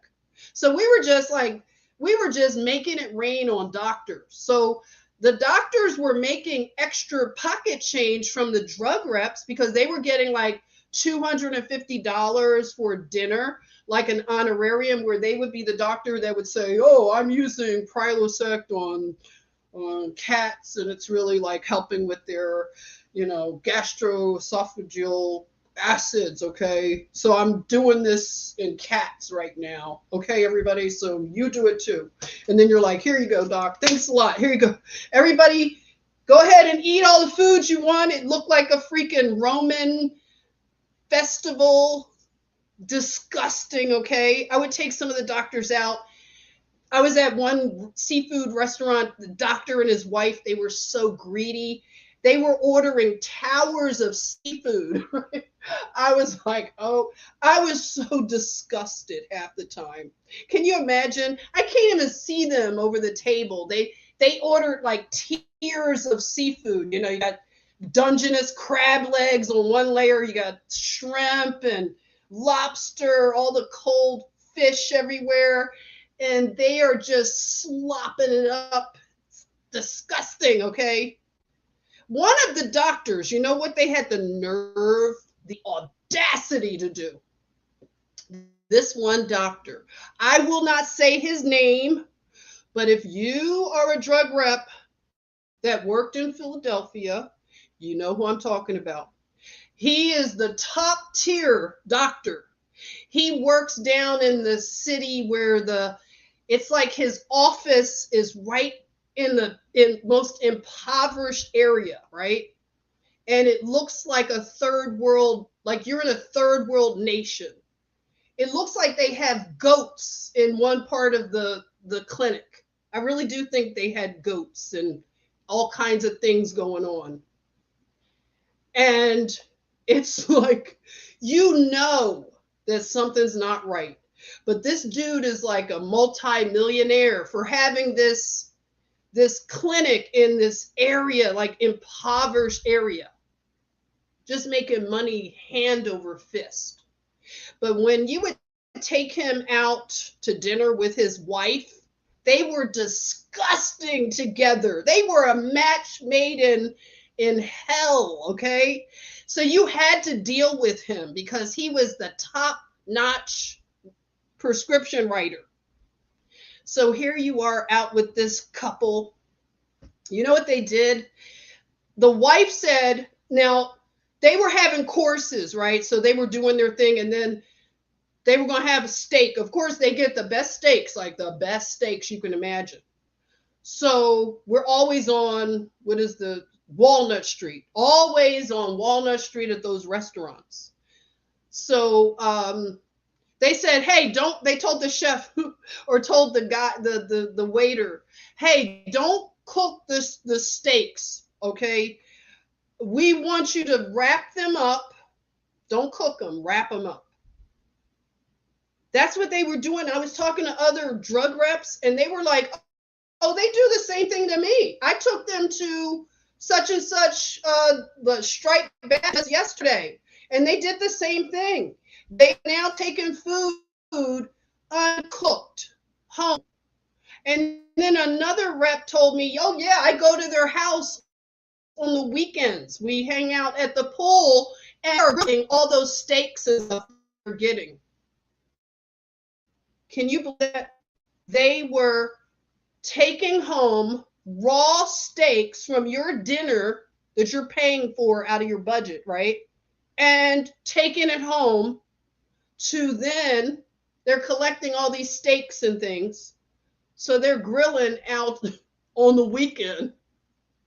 And that's the kind of stuff, right, that you'd have to put up with. Disgust, you're just being used. You feel like a freaking like a streetwalker. So when you dealt with other companies, like I say, Pfizer, they were known to do the underhanded things to get the doctors to write prescriptions for them. So they are like always with the high numbers. So that's the kind of stuff that I have witnessed in the big pharma. Like I've witnessed a lot. I worked for big pharma for like 10 years in the Atlanta, Macon, Georgia, Philadelphia area. So, and I work in the mainline. So I'm just saying, like, just disgusting behaviors. And you realize the money that goes into the pharmaceuticals is unbelievable. The way that we were treated when we went to like business meetings, they would just spend so much money on our little get-togethers and stuff like that. Just money, like you can't imagine. It's changed a lot now. They say it's really strict. Oh, and another, oh, I just thought of another company. There were this one company, I think it was either, it's not Amgen, what is the name? Oh, wait a minute. What's the name? Amgen, not Amgen, but it'll come to me. It's like another biotech company. Well, they had drug reps that were all blonde and big boobs. Like they were big blonde hair, boobs, and you know, they'd be in their heels, their dresses, and you know, they would come through. You're waiting in the lobby, waiting to see the doctor. They come right through, right straight to see the doctor. They don't have to sit down. But, you know, those are the kind of things, the tactics that some of the companies, you know, do. And some of the companies would hire, they would go to colleges and hire the most beautiful, like cheerleaders and things like that. So a lot of doctors were tempted, if you know what I mean, tempted, because all of these beautiful drug reps coming through their offices. So it's very, you know, tempting. What, and the companies know what they're doing, and the doctors are having a blast, some of them. And some doctors, their wives work as the office managers, and they keep all of those shenanigans under wraps. they're looking out for everything. But yeah, that's the kind of stuff that goes on. And the doctors are weird, a lot of them just weirdos. I became friends with a lot of doctors, but some cool doctors. Like, in fact, one of the doctors I used to call on, that's who I contacted today. I contacted her and her husband. I hadn't talked to them in a long time, but we became friends because she was like a young doctor. She wasn't in the in circle with the other doctors because she was a good doctor, honest, and really had a heart for her patients. So she didn't fit into this one little circle of doctors that were in our community. They were real cliquey and they were up to no good. I won't get into it now, but I'll talk about it one day. One day I'll tell you some of the stuff they do here in Georgia, what they're doing to patients. Oh yeah. I know you won't find it hard to believe, but these things are not conspiracy theories. You know, when you've actually witnessed this stuff. Let me look up something to see what's going on in the news cycles. What's going on? What are you guys doing? Now they are dancing. Oh, you saw that, Sean? Did you guys see that dance? Wait, maybe I can find it, Sean. Hold it. I'm gonna try to find this dancing. What is it? A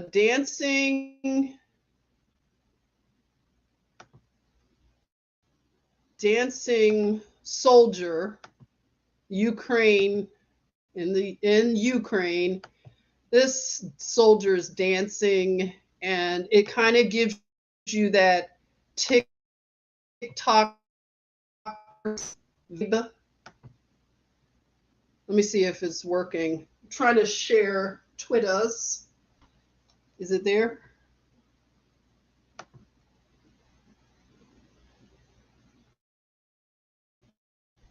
Okay. So if it's clear, let me know. But there was something that showed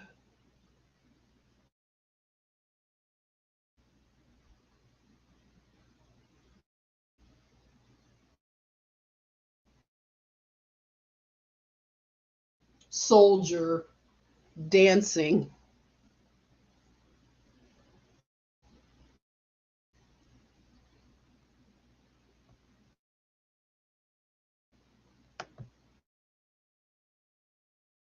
Oh, James Woods, he's say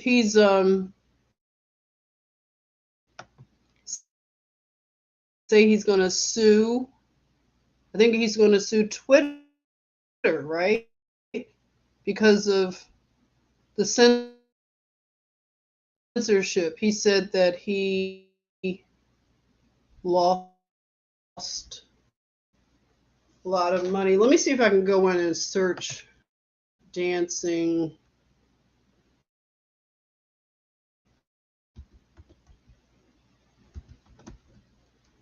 Anybody who doesn't know what I'm talking, here it is. This is so crazy.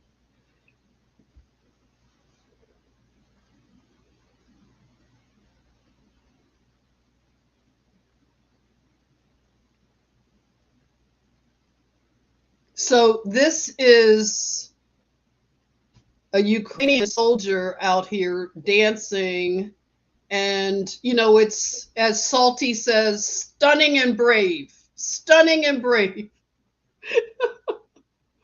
And I'm just saying, what doesn't it give you that dancing vibe? It has all the markings to me. So this is what we are now, and she is from the defense of Ukraine. So yeah, out there, you know, just being a soldier. So let's see what some of the things are. I've watched this clip and have feeling of joy and sadness. This dancing soldier innocently It's a joy in festive times and sadness because she's in a war zone. Her joy could end in one moment. We hear some of the comments. She is now become the representative of bravery. And you know that Voldemort is the person of the year. He won. He won Voldemort. Can you believe that in a war zone? So this is what we're being told is a war zone. And it's amazing what people, how resilient they are in war zones, especially such a war zone as Ukraine. So I don't know. Okay, so let's see what's going on. The New York Times, New York Post, rather. So you got that guy from, oh my goodness, Good Morning America. Do you guys know about this guy? His name is TJ Holmes. Wait a minute, my eye is itching. TJ Holmes was having there Amy Robach. So that's like leading the news. Meanwhile, Twitter files are dropping, but they are focused ABC company rules. So it's ridiculous, you know. So it's like very weird timing that all of this would happen. And New York is just a trip right now. It's from some report. I beat somebody with a bat the other day, and then somebody took, after asking a stranger for a cigarette, he jabbed somebody. Then you got, they're calling him Kanye West, but aren't they misnaming him? Isn't he Ye? So they're saying Kanye West references latest anti-Semitic remarks in new song. So it's weird because now we got all this talk of Nazis. They say former Nazi secretary of evil speak time. It's like this Nazi thing and Hitler and anti-Semitism. So that is leading. Then you got Hunter Biden. The laptop story illustrates how the elite has given up doing their job. And then you have AOC is being investigated. Okay. I don't know what's going on. Then you got a Disney executive. So Disney has brought back one of their old leaders because they went too woke. And I guess he's going to bring them back from being too woke. I don't know. But being exposed about Disney. But a guy who was a principal, he wanted to end a toxic marriage. So he jumped his abused wife. So he jumped. Something weird, some weird things. Sure. Tell me if I'm thinking the right. Oh, now somebody is plotting to attack synagogues. It's like they're inciting a certain narrative. You could just see how this is happening.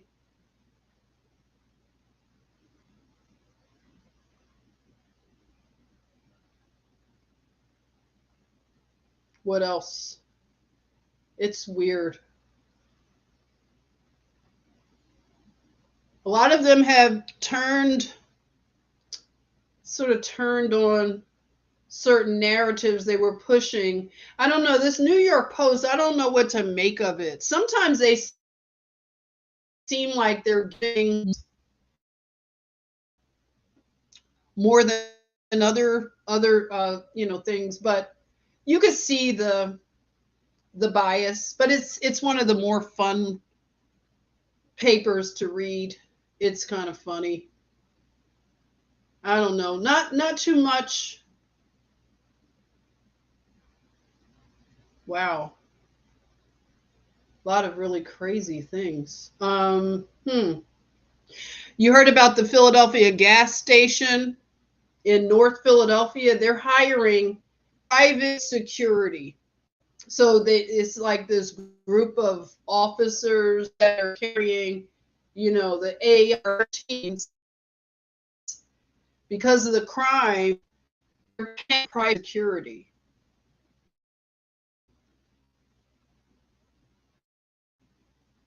Oh,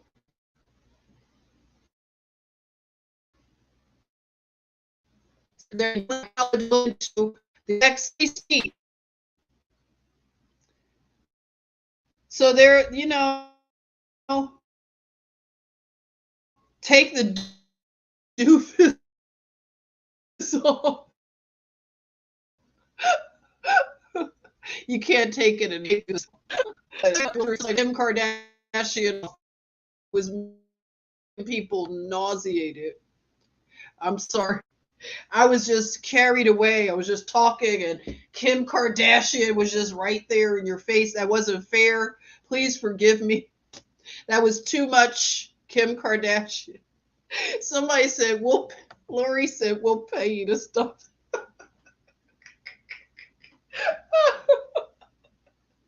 That's funny, Lori. Yeah, you should know the dance by now. You could probably do it now, Lori, right? You've seen all the moves. We could all do a Ukraine victory dance. Victory dance! Okay, so nothing else. I don't like any sports. So, why are they calling him Kanye West here? But again, they're saying Kanye West references abstinence until marriage. I think it's a little too late for Kanye but maybe he just wants to help the young people. Abstinence until marriage. I don't know. He's interesting. He's definitely interesting, right? Okay. I can't see. Oh, it's a lot of other things going on, but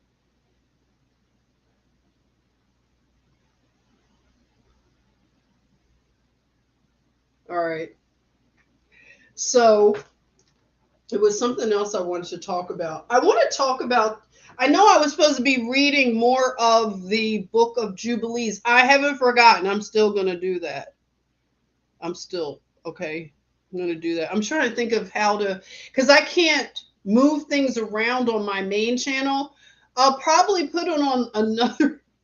I know I have you guys. It's too much when you're dodging censorship, right?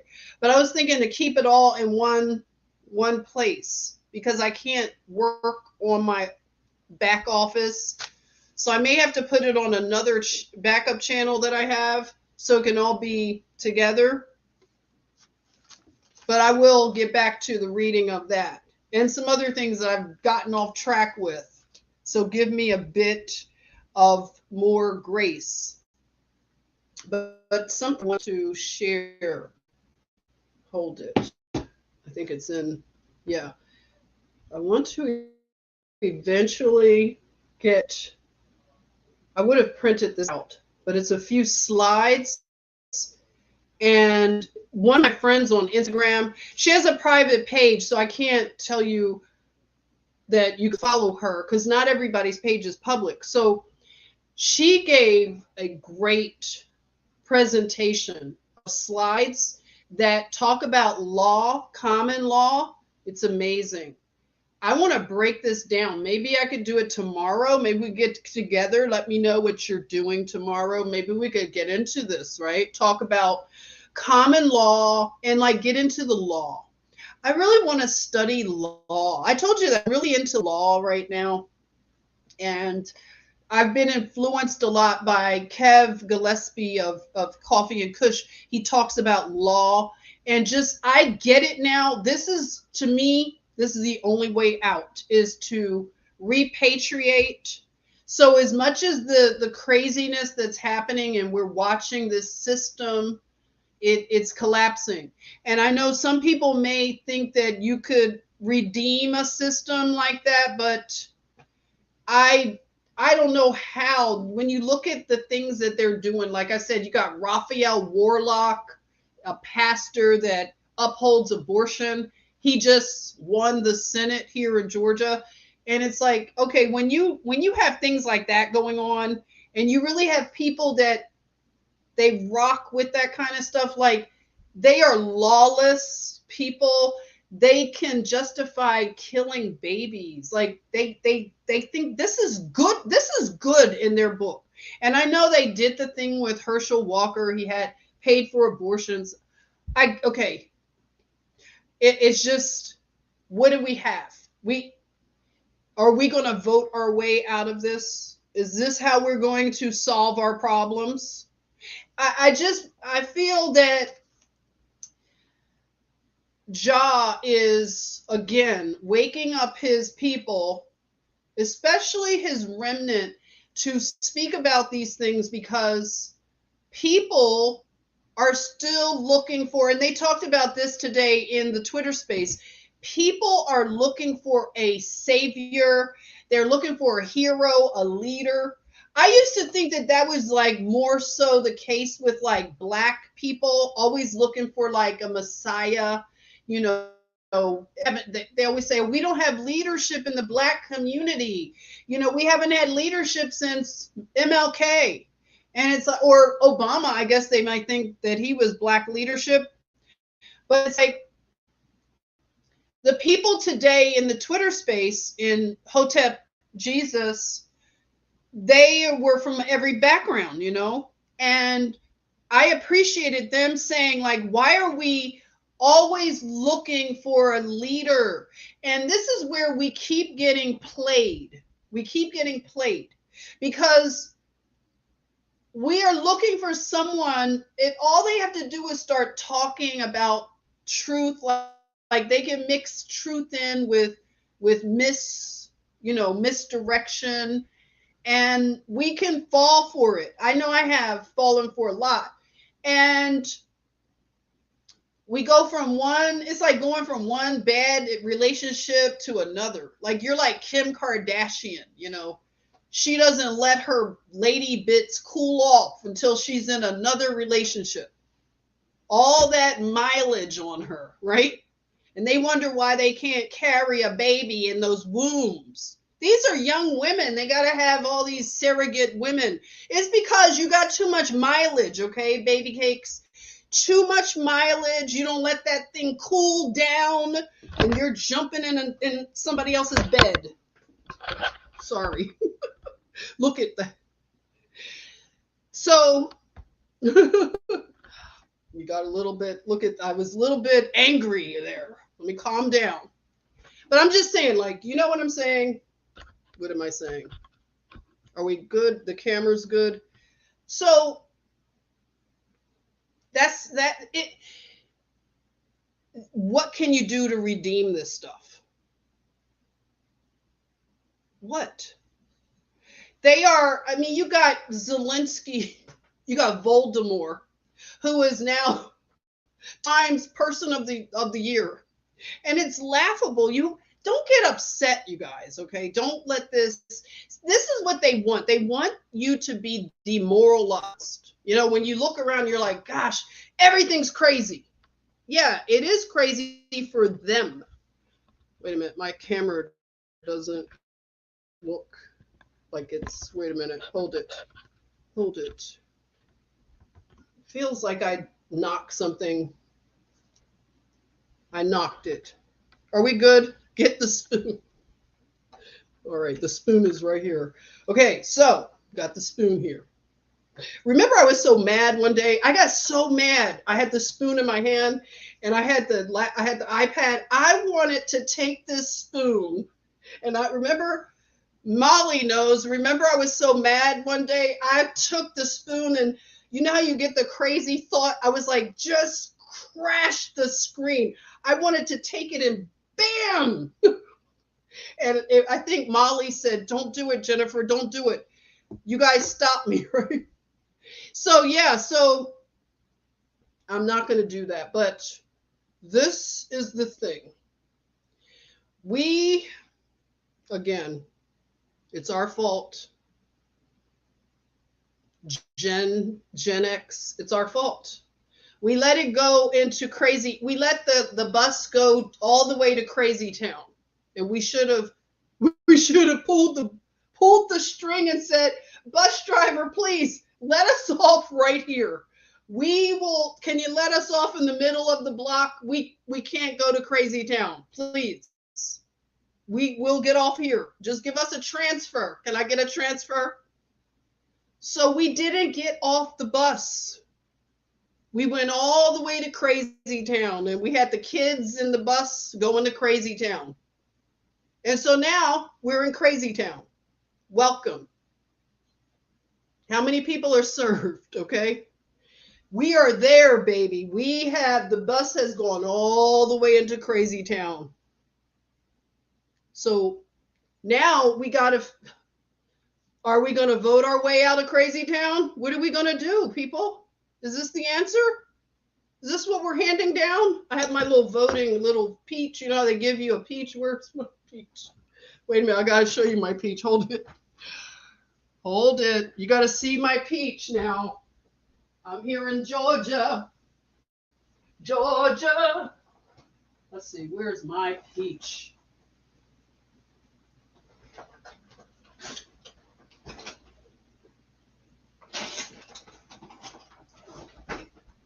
Oh, here it is. I found it. 1 minute. I got to blow my nose, everybody. Starting to happen again.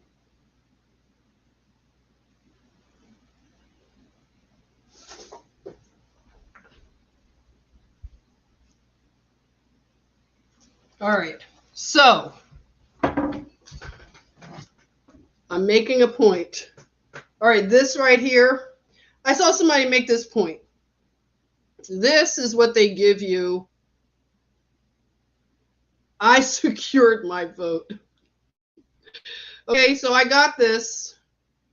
So is this something we can hand down to our children? Is this something I can hand down to my generations? A little sticker. I voted. I'm just asking. I don't know anymore, people. Just that's right, Laura. I should have taken this to the polls. Exactly. So yeah. I am wondering, and what I am coming up with is that the ones that have an ear and an eye to see, we have to repatriate.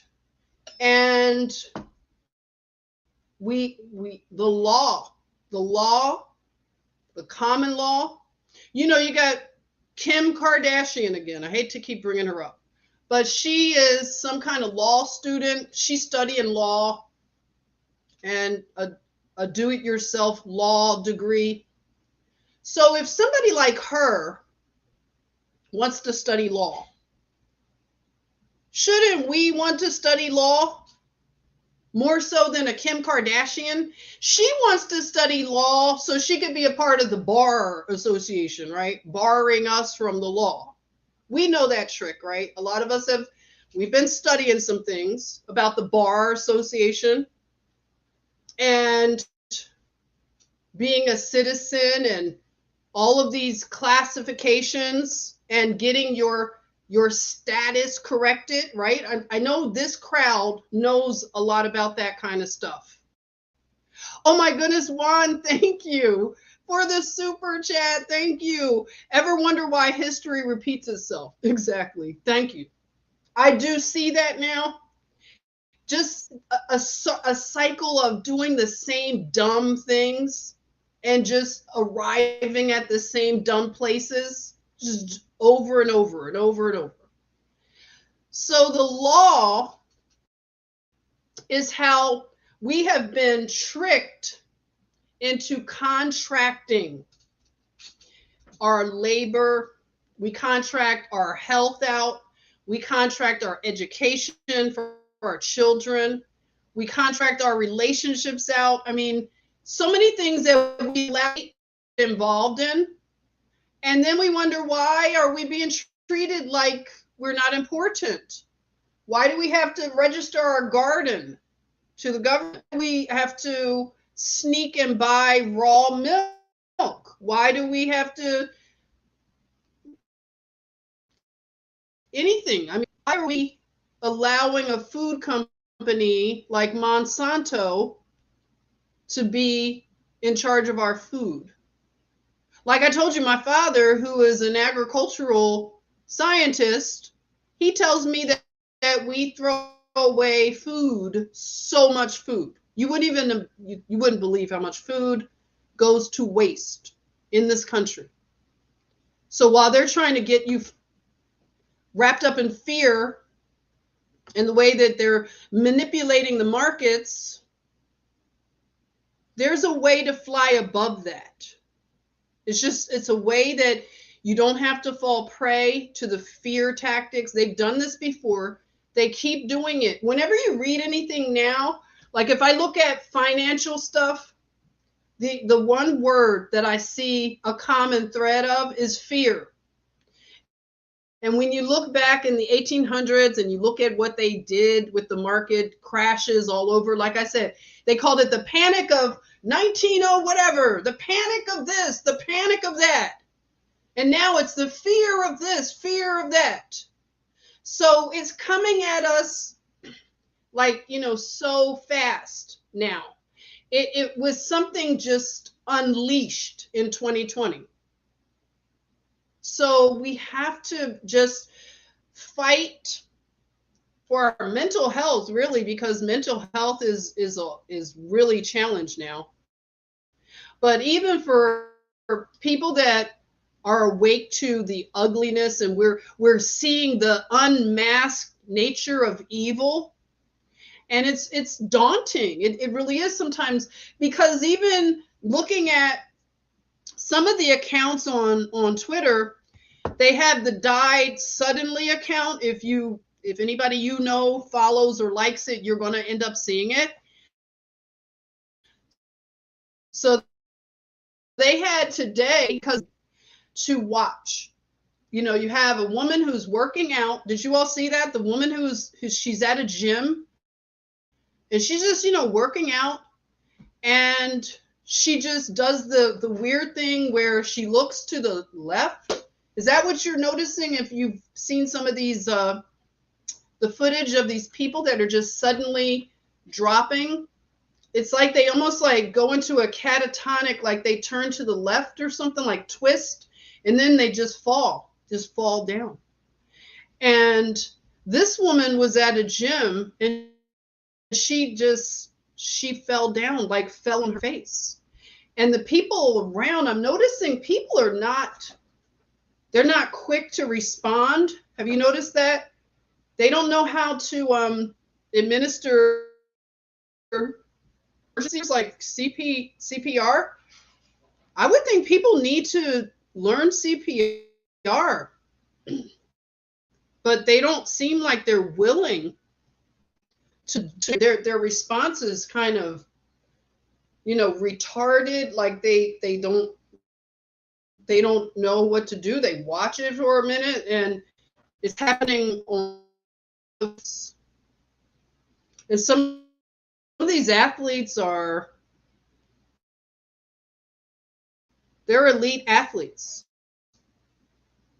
And your comment was the kind of talking. I can't believe I've talked for 2 hours. My goodness. So back to the law slides. I would like to talk about this because it's amazing what she has shared. So, learning law, especially common law, which is the supreme law. And if you are here in America, this should be an interest for all of us because this is the basis of the nation. This is how our nation became a nation. And it's based on concrete receipts that this is a godly nation based on God's law. No two ways around it. This is how America is set up. So, learning common law and applying it is of, to me, the utmost importance. So, I want to get into law in this way. It almost seems like, going to law school, but just to know that this lines up with what God has prescribed. So until we want to go with his prescription, I don't see how anything will change. This is not going to change it right here. This ain't it. This ain't it, as they say. This ain't it, y'all. This is a joke. So until we come to the end of ourselves, sometimes that's when God can really step in.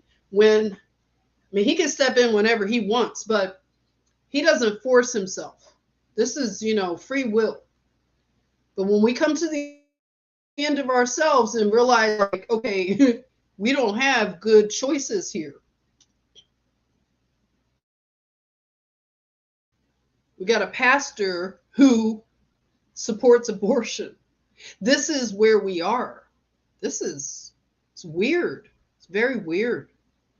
So I will get these slides in a way that I could, we could go over it, and I'll look for any other, any other reading or articles and things like that that'll help just the discussion of common law. Because one of them is like administrative court and a common law court. And what is a court? When you break down the words court, and if you've ever listened to the man, David, do you all know I'm talking about? David, I know you all. David Straight. Who knows about David Straight? Have you ever listened to him? Do you have any other suggestions on people who talk about common law? Yeah, Jason, that part right there. That's another thing that had me up in my feels, is that I saw a picture of an infant, and the infant had been jabbed. Okay, so the little arm was just purple and swollen. This is an infant. And that's where I have the most challenge when I witness something happening towards children, animals, or older people. It takes me to a place where I don't like to go. But this is something, again, that I see as the prescription to be repatriated. This is still being pushed. It's still being pushed on children. The things that are being pushed on children right now. And we have to rise to the occasion, because our nation is being judged. Our whole world is being judged. And if we can sit by and not protect children, this is the harvest that we're witnessing. So I want to get into a lot of these, like the statutes, the acts, like what they've done to pervert our law. Because what they've done is they've taken us away. That's what David says. They've taken us away from God's law. Like they usurped God's law with their antichrist laws. And that's how they can murder babies in the womb, because they've perverted the law, where that that's wrong. People who try to justify that, it's really sick. And you just look at them like, really? This is the hill you want to die on. You want to just endorse babies being killed. Half of these people are way past their childbearing themselves. And it's like, why are you fighting so hard when your womb needs to take a retirement? Like, why are you fighting for this? Then it's just become a thing where the young people, they have no idea what it's going to do to their bodies. That's right. That's how I feel too. Mess with kids. It is, yep, a millstone. Tons of millstones being prepared now. So again, I like these slides a lot, and I'm gonna definitely. Oh, a lady Gummer's thoughts. I think this came from her. One of my friends shared it, and just talking about, just the right on your unalienable rights, things like your signature versus your autograph, and just your identity, and becoming your correcting your status. What is that all about? Like we talked about a lot of that in 2020, and probably earlier. Some of you, I know Girl Code really knows a lot about this stuff, and a lot of people started the process and maybe they stopped. Now a lot of people are going forward with this process and learning. At least, like, the first step is just learning the law. I think that's really the best place to start, is to learn it and then apply it. Learn and apply. So we can do it together. We can learn together and talk about application. What do you think? Do you like that? Balenciaga. Yeah, and Balenciaga, they're going through, it just didn't pay to do what they did. Like, they had to, because at this point in time, evil has to just reveal itself in such an open way. And because their foundation is faulty, it's based on lies. So it can't stand.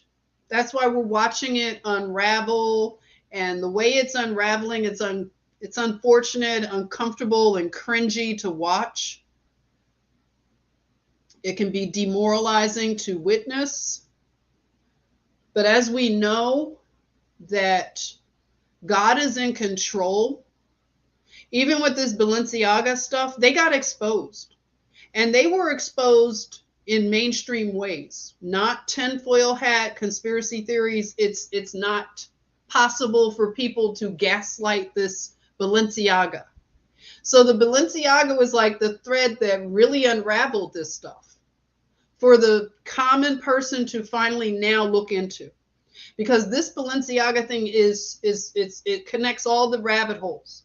It even brings back a name that we haven't heard in a while, Rachel Chandler. Remember Rachel Chandler, who worked with Epstein, and who else does she work with? Remember Jean-Luc Brunel, who he came to the same end as Jeffrey Epstein in jail over in Paris, remember? So he was the one that had the modeling agency. So Jean-Luc Brunel had the modeling agency, and Rachel Chandler, some people call her Ray. I know there's some theories about Ray. There you are, Sean said Ray. So people call her Ray and say that there might be something about Rachel, Ray. I don't know. What do you all think? Share it. So Ray Chandler, she was the one bringing the young children to Epstein Island, as well as providing all these very sad looking models. You know, when that whole heroin chic thing So when you looked at the models, they look like dark eyes and just really gaunt. They look like they're being trafficked. Just really disturbing. So we had all of those rabbit holes that we did. I brought some of it up in an earlier live stream the other day. These things are coming back around. I hadn't thought about Ray Chandler. So her name comes up because it looks like she could be connected with the Balenciaga ads in terms of being a photographer for some of them, possibly, and providing models. Another thing that was weird about the connections is that Kamala Harris, she has a stepdaughter, and her stepdaughter is a model. And her stepdaughter modeled for Balenciaga. So you have all these weird, and I mean, we could talk about Maya, her sister, and some of the things that came up earlier with, remember, the Podesta connections, and she's got a sister, if you don't know about, a sister named Maya, I think. And there's something going on with some weird things, parties and things or whatever, functions. So they're all these people are all connected. It's all connected. And oh my goodness, thank you, Alan. Thank you. Oh, it's so sweet. Thank you for the super chat. Thanks, Jen, for the limbs of your tree to not be too high that we can't receive your fruit before it falls and rot. Oh, that's so sweet. Thank you, Alan. I appreciate you so much. Oh, wow. I really appreciate you. You all that are here hanging out, thank you so much. This is a new name here. Hey, Desi de la Fee. Oh, I love it. Let's welcome Desi. She took a Mason symbolism pic with her daughter. Black eyes are a specific child traffic symbol too. Yeah. I'm not sure which one. Are you meaning like Kim? Is this a Kim Kardashian thing? Hey, Dharma. My friend was always anti-CPS. She knew. Yeah. All the CPS connections are really disturbing, especially if you've ever worked with young people. I've been a nurse with children and teens in Philadelphia. And now I look back on some of the things, especially when children might age out from the foster care system, and they're also having behavioral health problems. So they're going to the hospital, the behavioral health hospitals, and they come to the end of treatment where they can't get placement. So for some reason, they would fly a lot of our children that fell into that sort of compartment. They would fly them out to either Las Vegas or Utah. And they had some kind of program for them when they couldn't be placed anywhere. And now that I think about that, it's starting to have a bad feeling. And we know someone in our family that knows someone that is in the CPS thing, and now it feels bad. It doesn't look good what they've been into, and it's factual. Like, you can find receipts on this stuff, so it's all connecting. And oh wow, they're offering me to make bonuses on Instagool. They've invited me to make bonuses on my reels. I can set it up. Really, Instagool. Wow. Who knew? So what else? That was like what I wanted to talk about.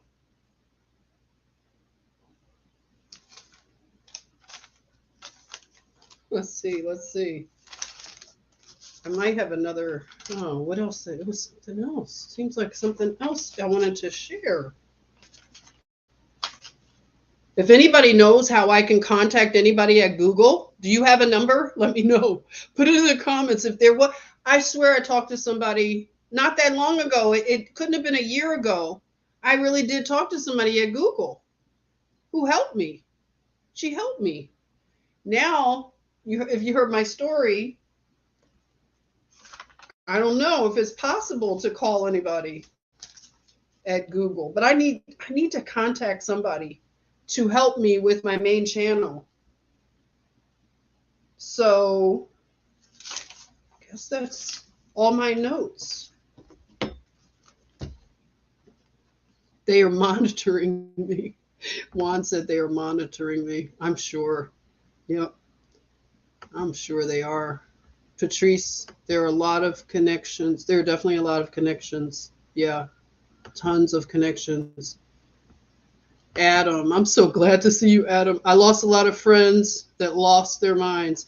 Yeah, a lot of people aren't doing well. It's hard, very hard for them.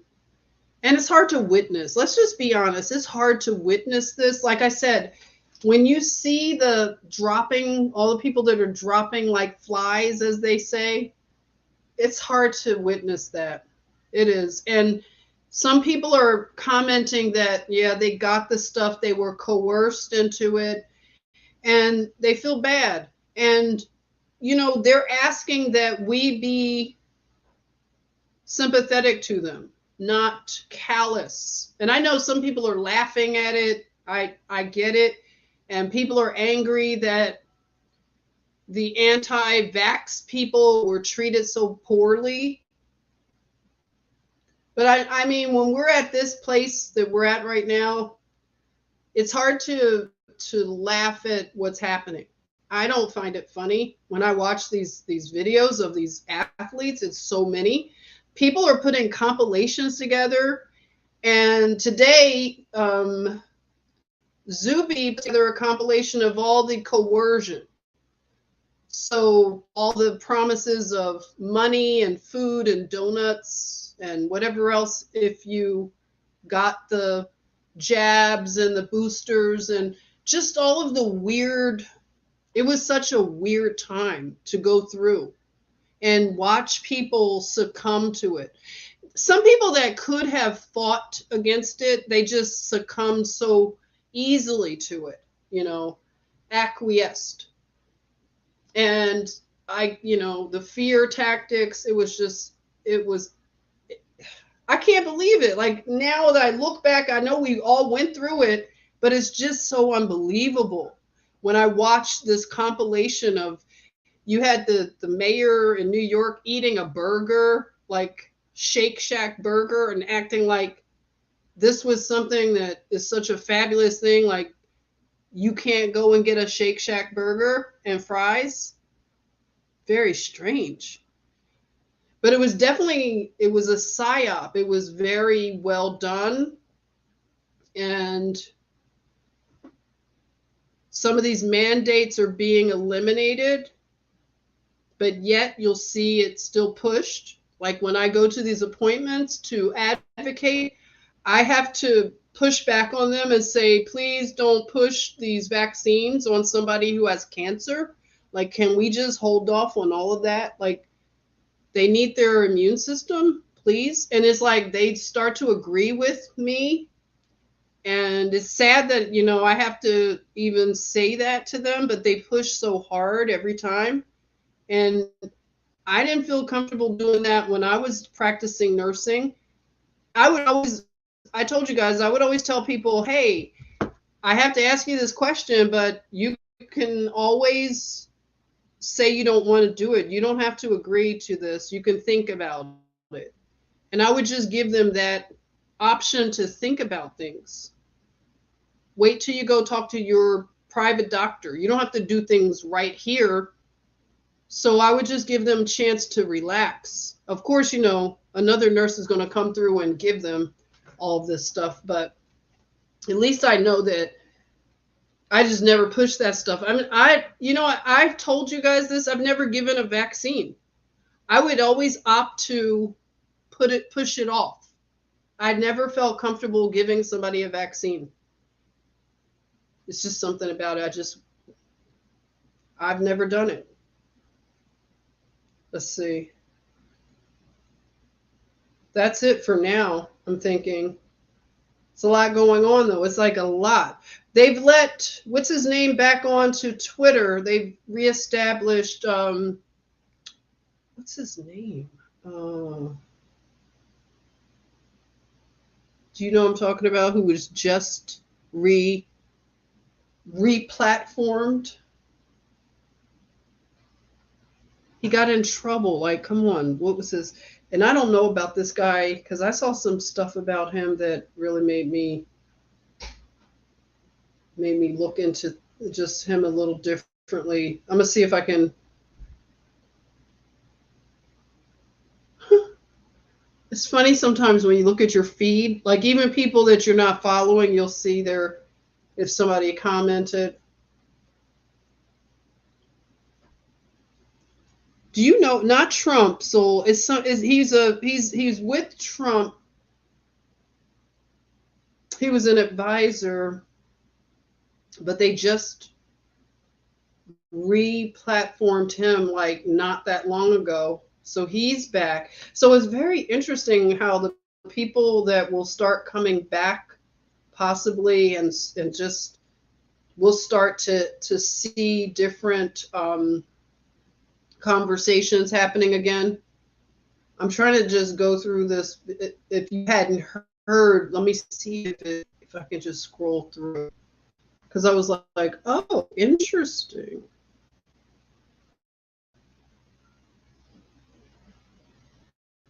I can't find it.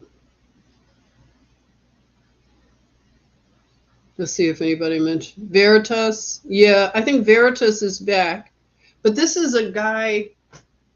Oh, what is his name? Why am I forgetting it? I always forget people's names like these people. If I haven't thought of them in a while, but I was surprised to see him back. I think he went to jail for a minute too. So, it's not popping up on the feed.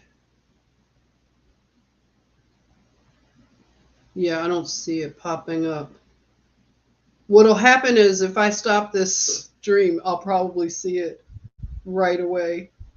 Oh, darn. Ah. Oh, Girl Code, it's this guy. I'm trying to think. He just got replatformed. He's a big name in the Trump camp. And he just came back like not that long ago before I went live. Can't see it. I'm scrolling too much. I don't get the Twitter thing sometimes. General Flint, Roger Stone, that's it. Thank you. Roger Stone is back on. Let me go and see what he has posted. What is his first tweet? Yep, that's the name I couldn't think of. Roger Stone is back. And he has like, looks like he's trolling. He says the American political icon, New York Times bestselling author, Trump loyalist, veteran GOP operative. That's a funny thing to call yourself. Libertarian conservative. So it says, yep, he's back on. I have just been informed that my personal Twitter account has been reinstated. We'll talk about it today. But he says, I'm back. And he has the two, like the peace fingers up. I'm back on Twitter. The man who killed Kennedy. Also today, Robert F. Kennedy, let me go to his. Robert F. Kennedy mentioned something today about. Did you all see his tweet today?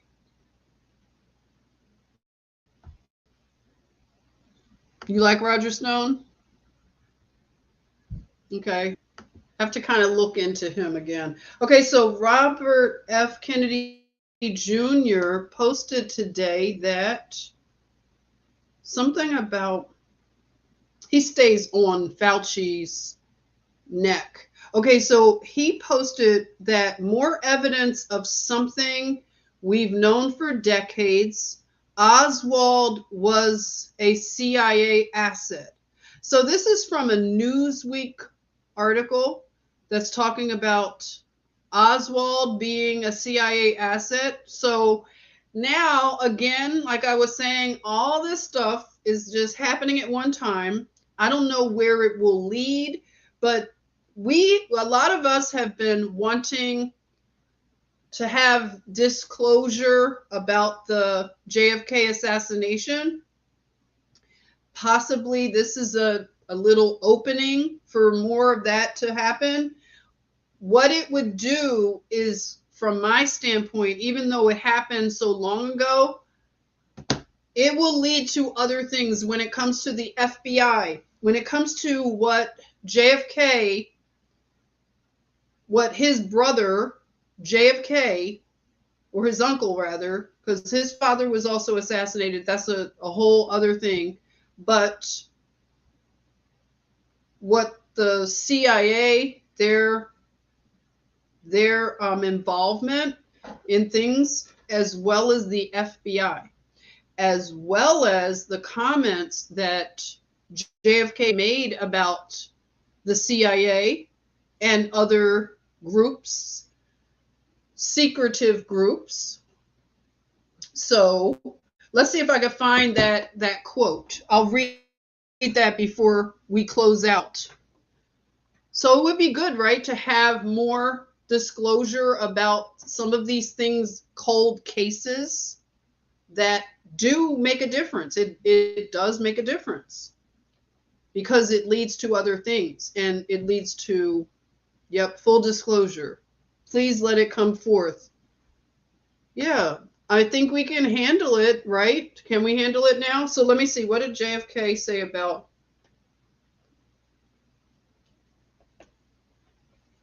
secret societies? This the transcript.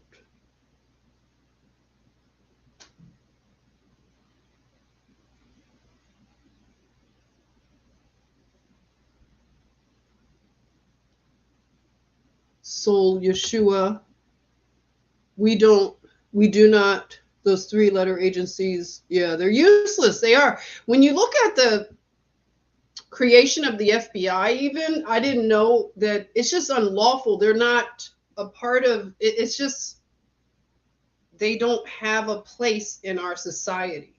Just because we've been used to them being around, we don't need them. And that's the thing. We just have to realize we don't need a lot of this stuff. We can do very good without them. And especially learning what they have been doing in other nations and all kinds of things, and getting involved in our society the way they have. Let's see if I can bring up this speech so I could just read part of it. So this is about secret societies.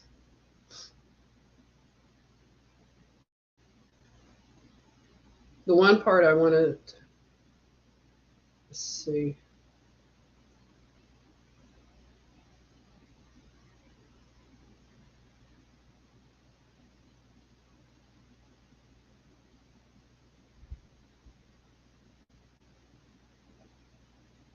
This says it's the transcript. Secret societies. Wait a minute. Let's see. I get a better transcript.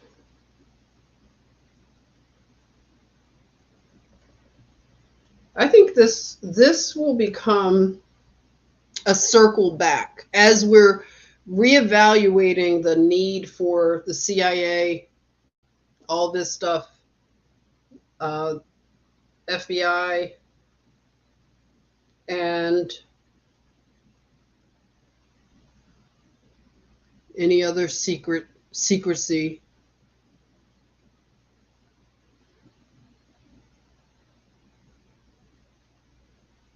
This is on Scribd. I don't know if you have to be.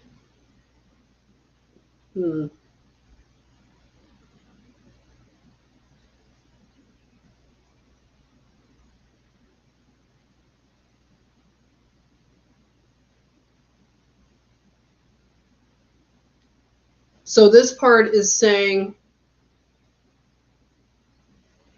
it requires a change in outlook, a change in tactics, a change in missions by the government, by the people, by every businessman or labor leader, and by every newspaper.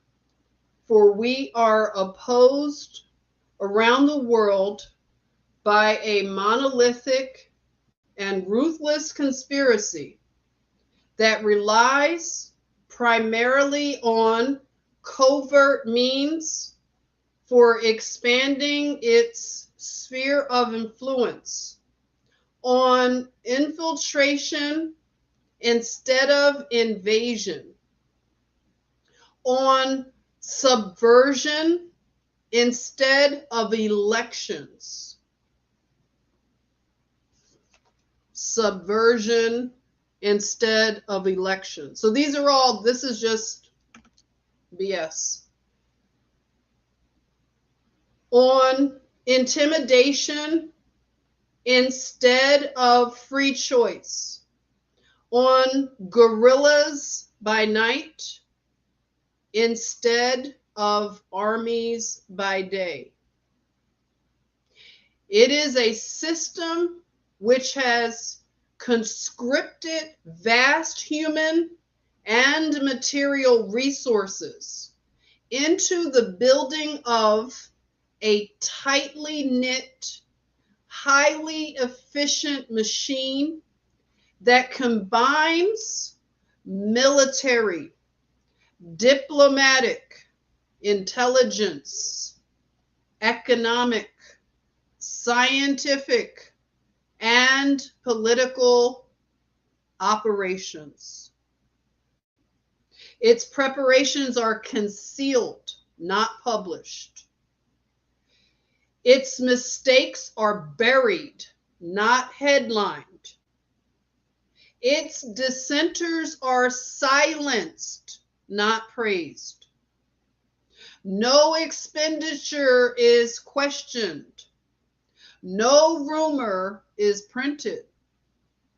No secret is revealed. It conducts the Cold War, in short, with a wartime discipline no democracy would ever hope or wish to match. Nevertheless, every democracy recognizes the necessary restraints of national security, and the question remains whether those restraints need to be more strictly observed if we are to oppose this kind of attack as well as outright invasion. So that's just a snippet of his speech. And of course, when you hear him with his Massachusetts accent and his passion, delivery, he was a great orator. I really enjoy listening to him. Maybe we'll listen to it together. Maybe we'll listen to the whole thing, maybe another day. But that was the one part that I really, it's powerful. They are covert in their means, expanding their sphere of influence. They infiltrate instead of invading, subvert instead of elections, intimidate instead of free choice. And then the guerrillas by night instead of armies by day. That was always very, and then we see now it's a tightly knit, highly efficient machine, and they combine all of these operations, military, diplomatic, intelligence, economic, scientific, and political ops. So we need God is the bottom line. We need God so bad. It is just we have to repent and turn to God. This is repatriation. So this is where I'm headed. And if you want to come along, like, let's learn law together. Let's just talk about it so it becomes a part of our just thought process where it just, we soak it up together. So I would love to do that. And I'm just inviting you to come along with me as I begin this study of law. Okay, so I'll let you know. Maybe tomorrow, like I said, I'll get these slides in a format where I can present it here, and I'll keep you posted, let you know what your, time frame looks like, but we can play it by ear, okay? All right, everybody. If I missed your messages, forgive me, but I'll be in touch. Still in my feels, my FeeFees. It's, like I told you, it's just hard to watch, and I should probably not watch it, but sometimes you just stumble on it. Where I saw that young woman at the gym, and she's just, doing her exercising, and she just falls on her face suddenly. And it's just happening so much, the athletes, and it's a lot. So God will get us through this, and I pray, mercy for everyone that's had to take these, and even the ones that did it, in spite, and they just mercy for them all, and that the people that did this, that they are exposed fully and come to justice in our time, where we can see this happening and quickly. We want to see justice quickly, rapid justice. Because I think that's a good prayer, that this, because things are happening rapidly, right? Rapid. So I will keep saying I'm gonna I like hanging out with you. So I will sign off now. Love you all. Have a good one. Jason says we must be the justice. Yeah. Lori said, knitter, please. Let's knit. Yes, knitter, please. I heard that, Rose. Oh, yes, I did hear about that. Blessings to you, Teresita.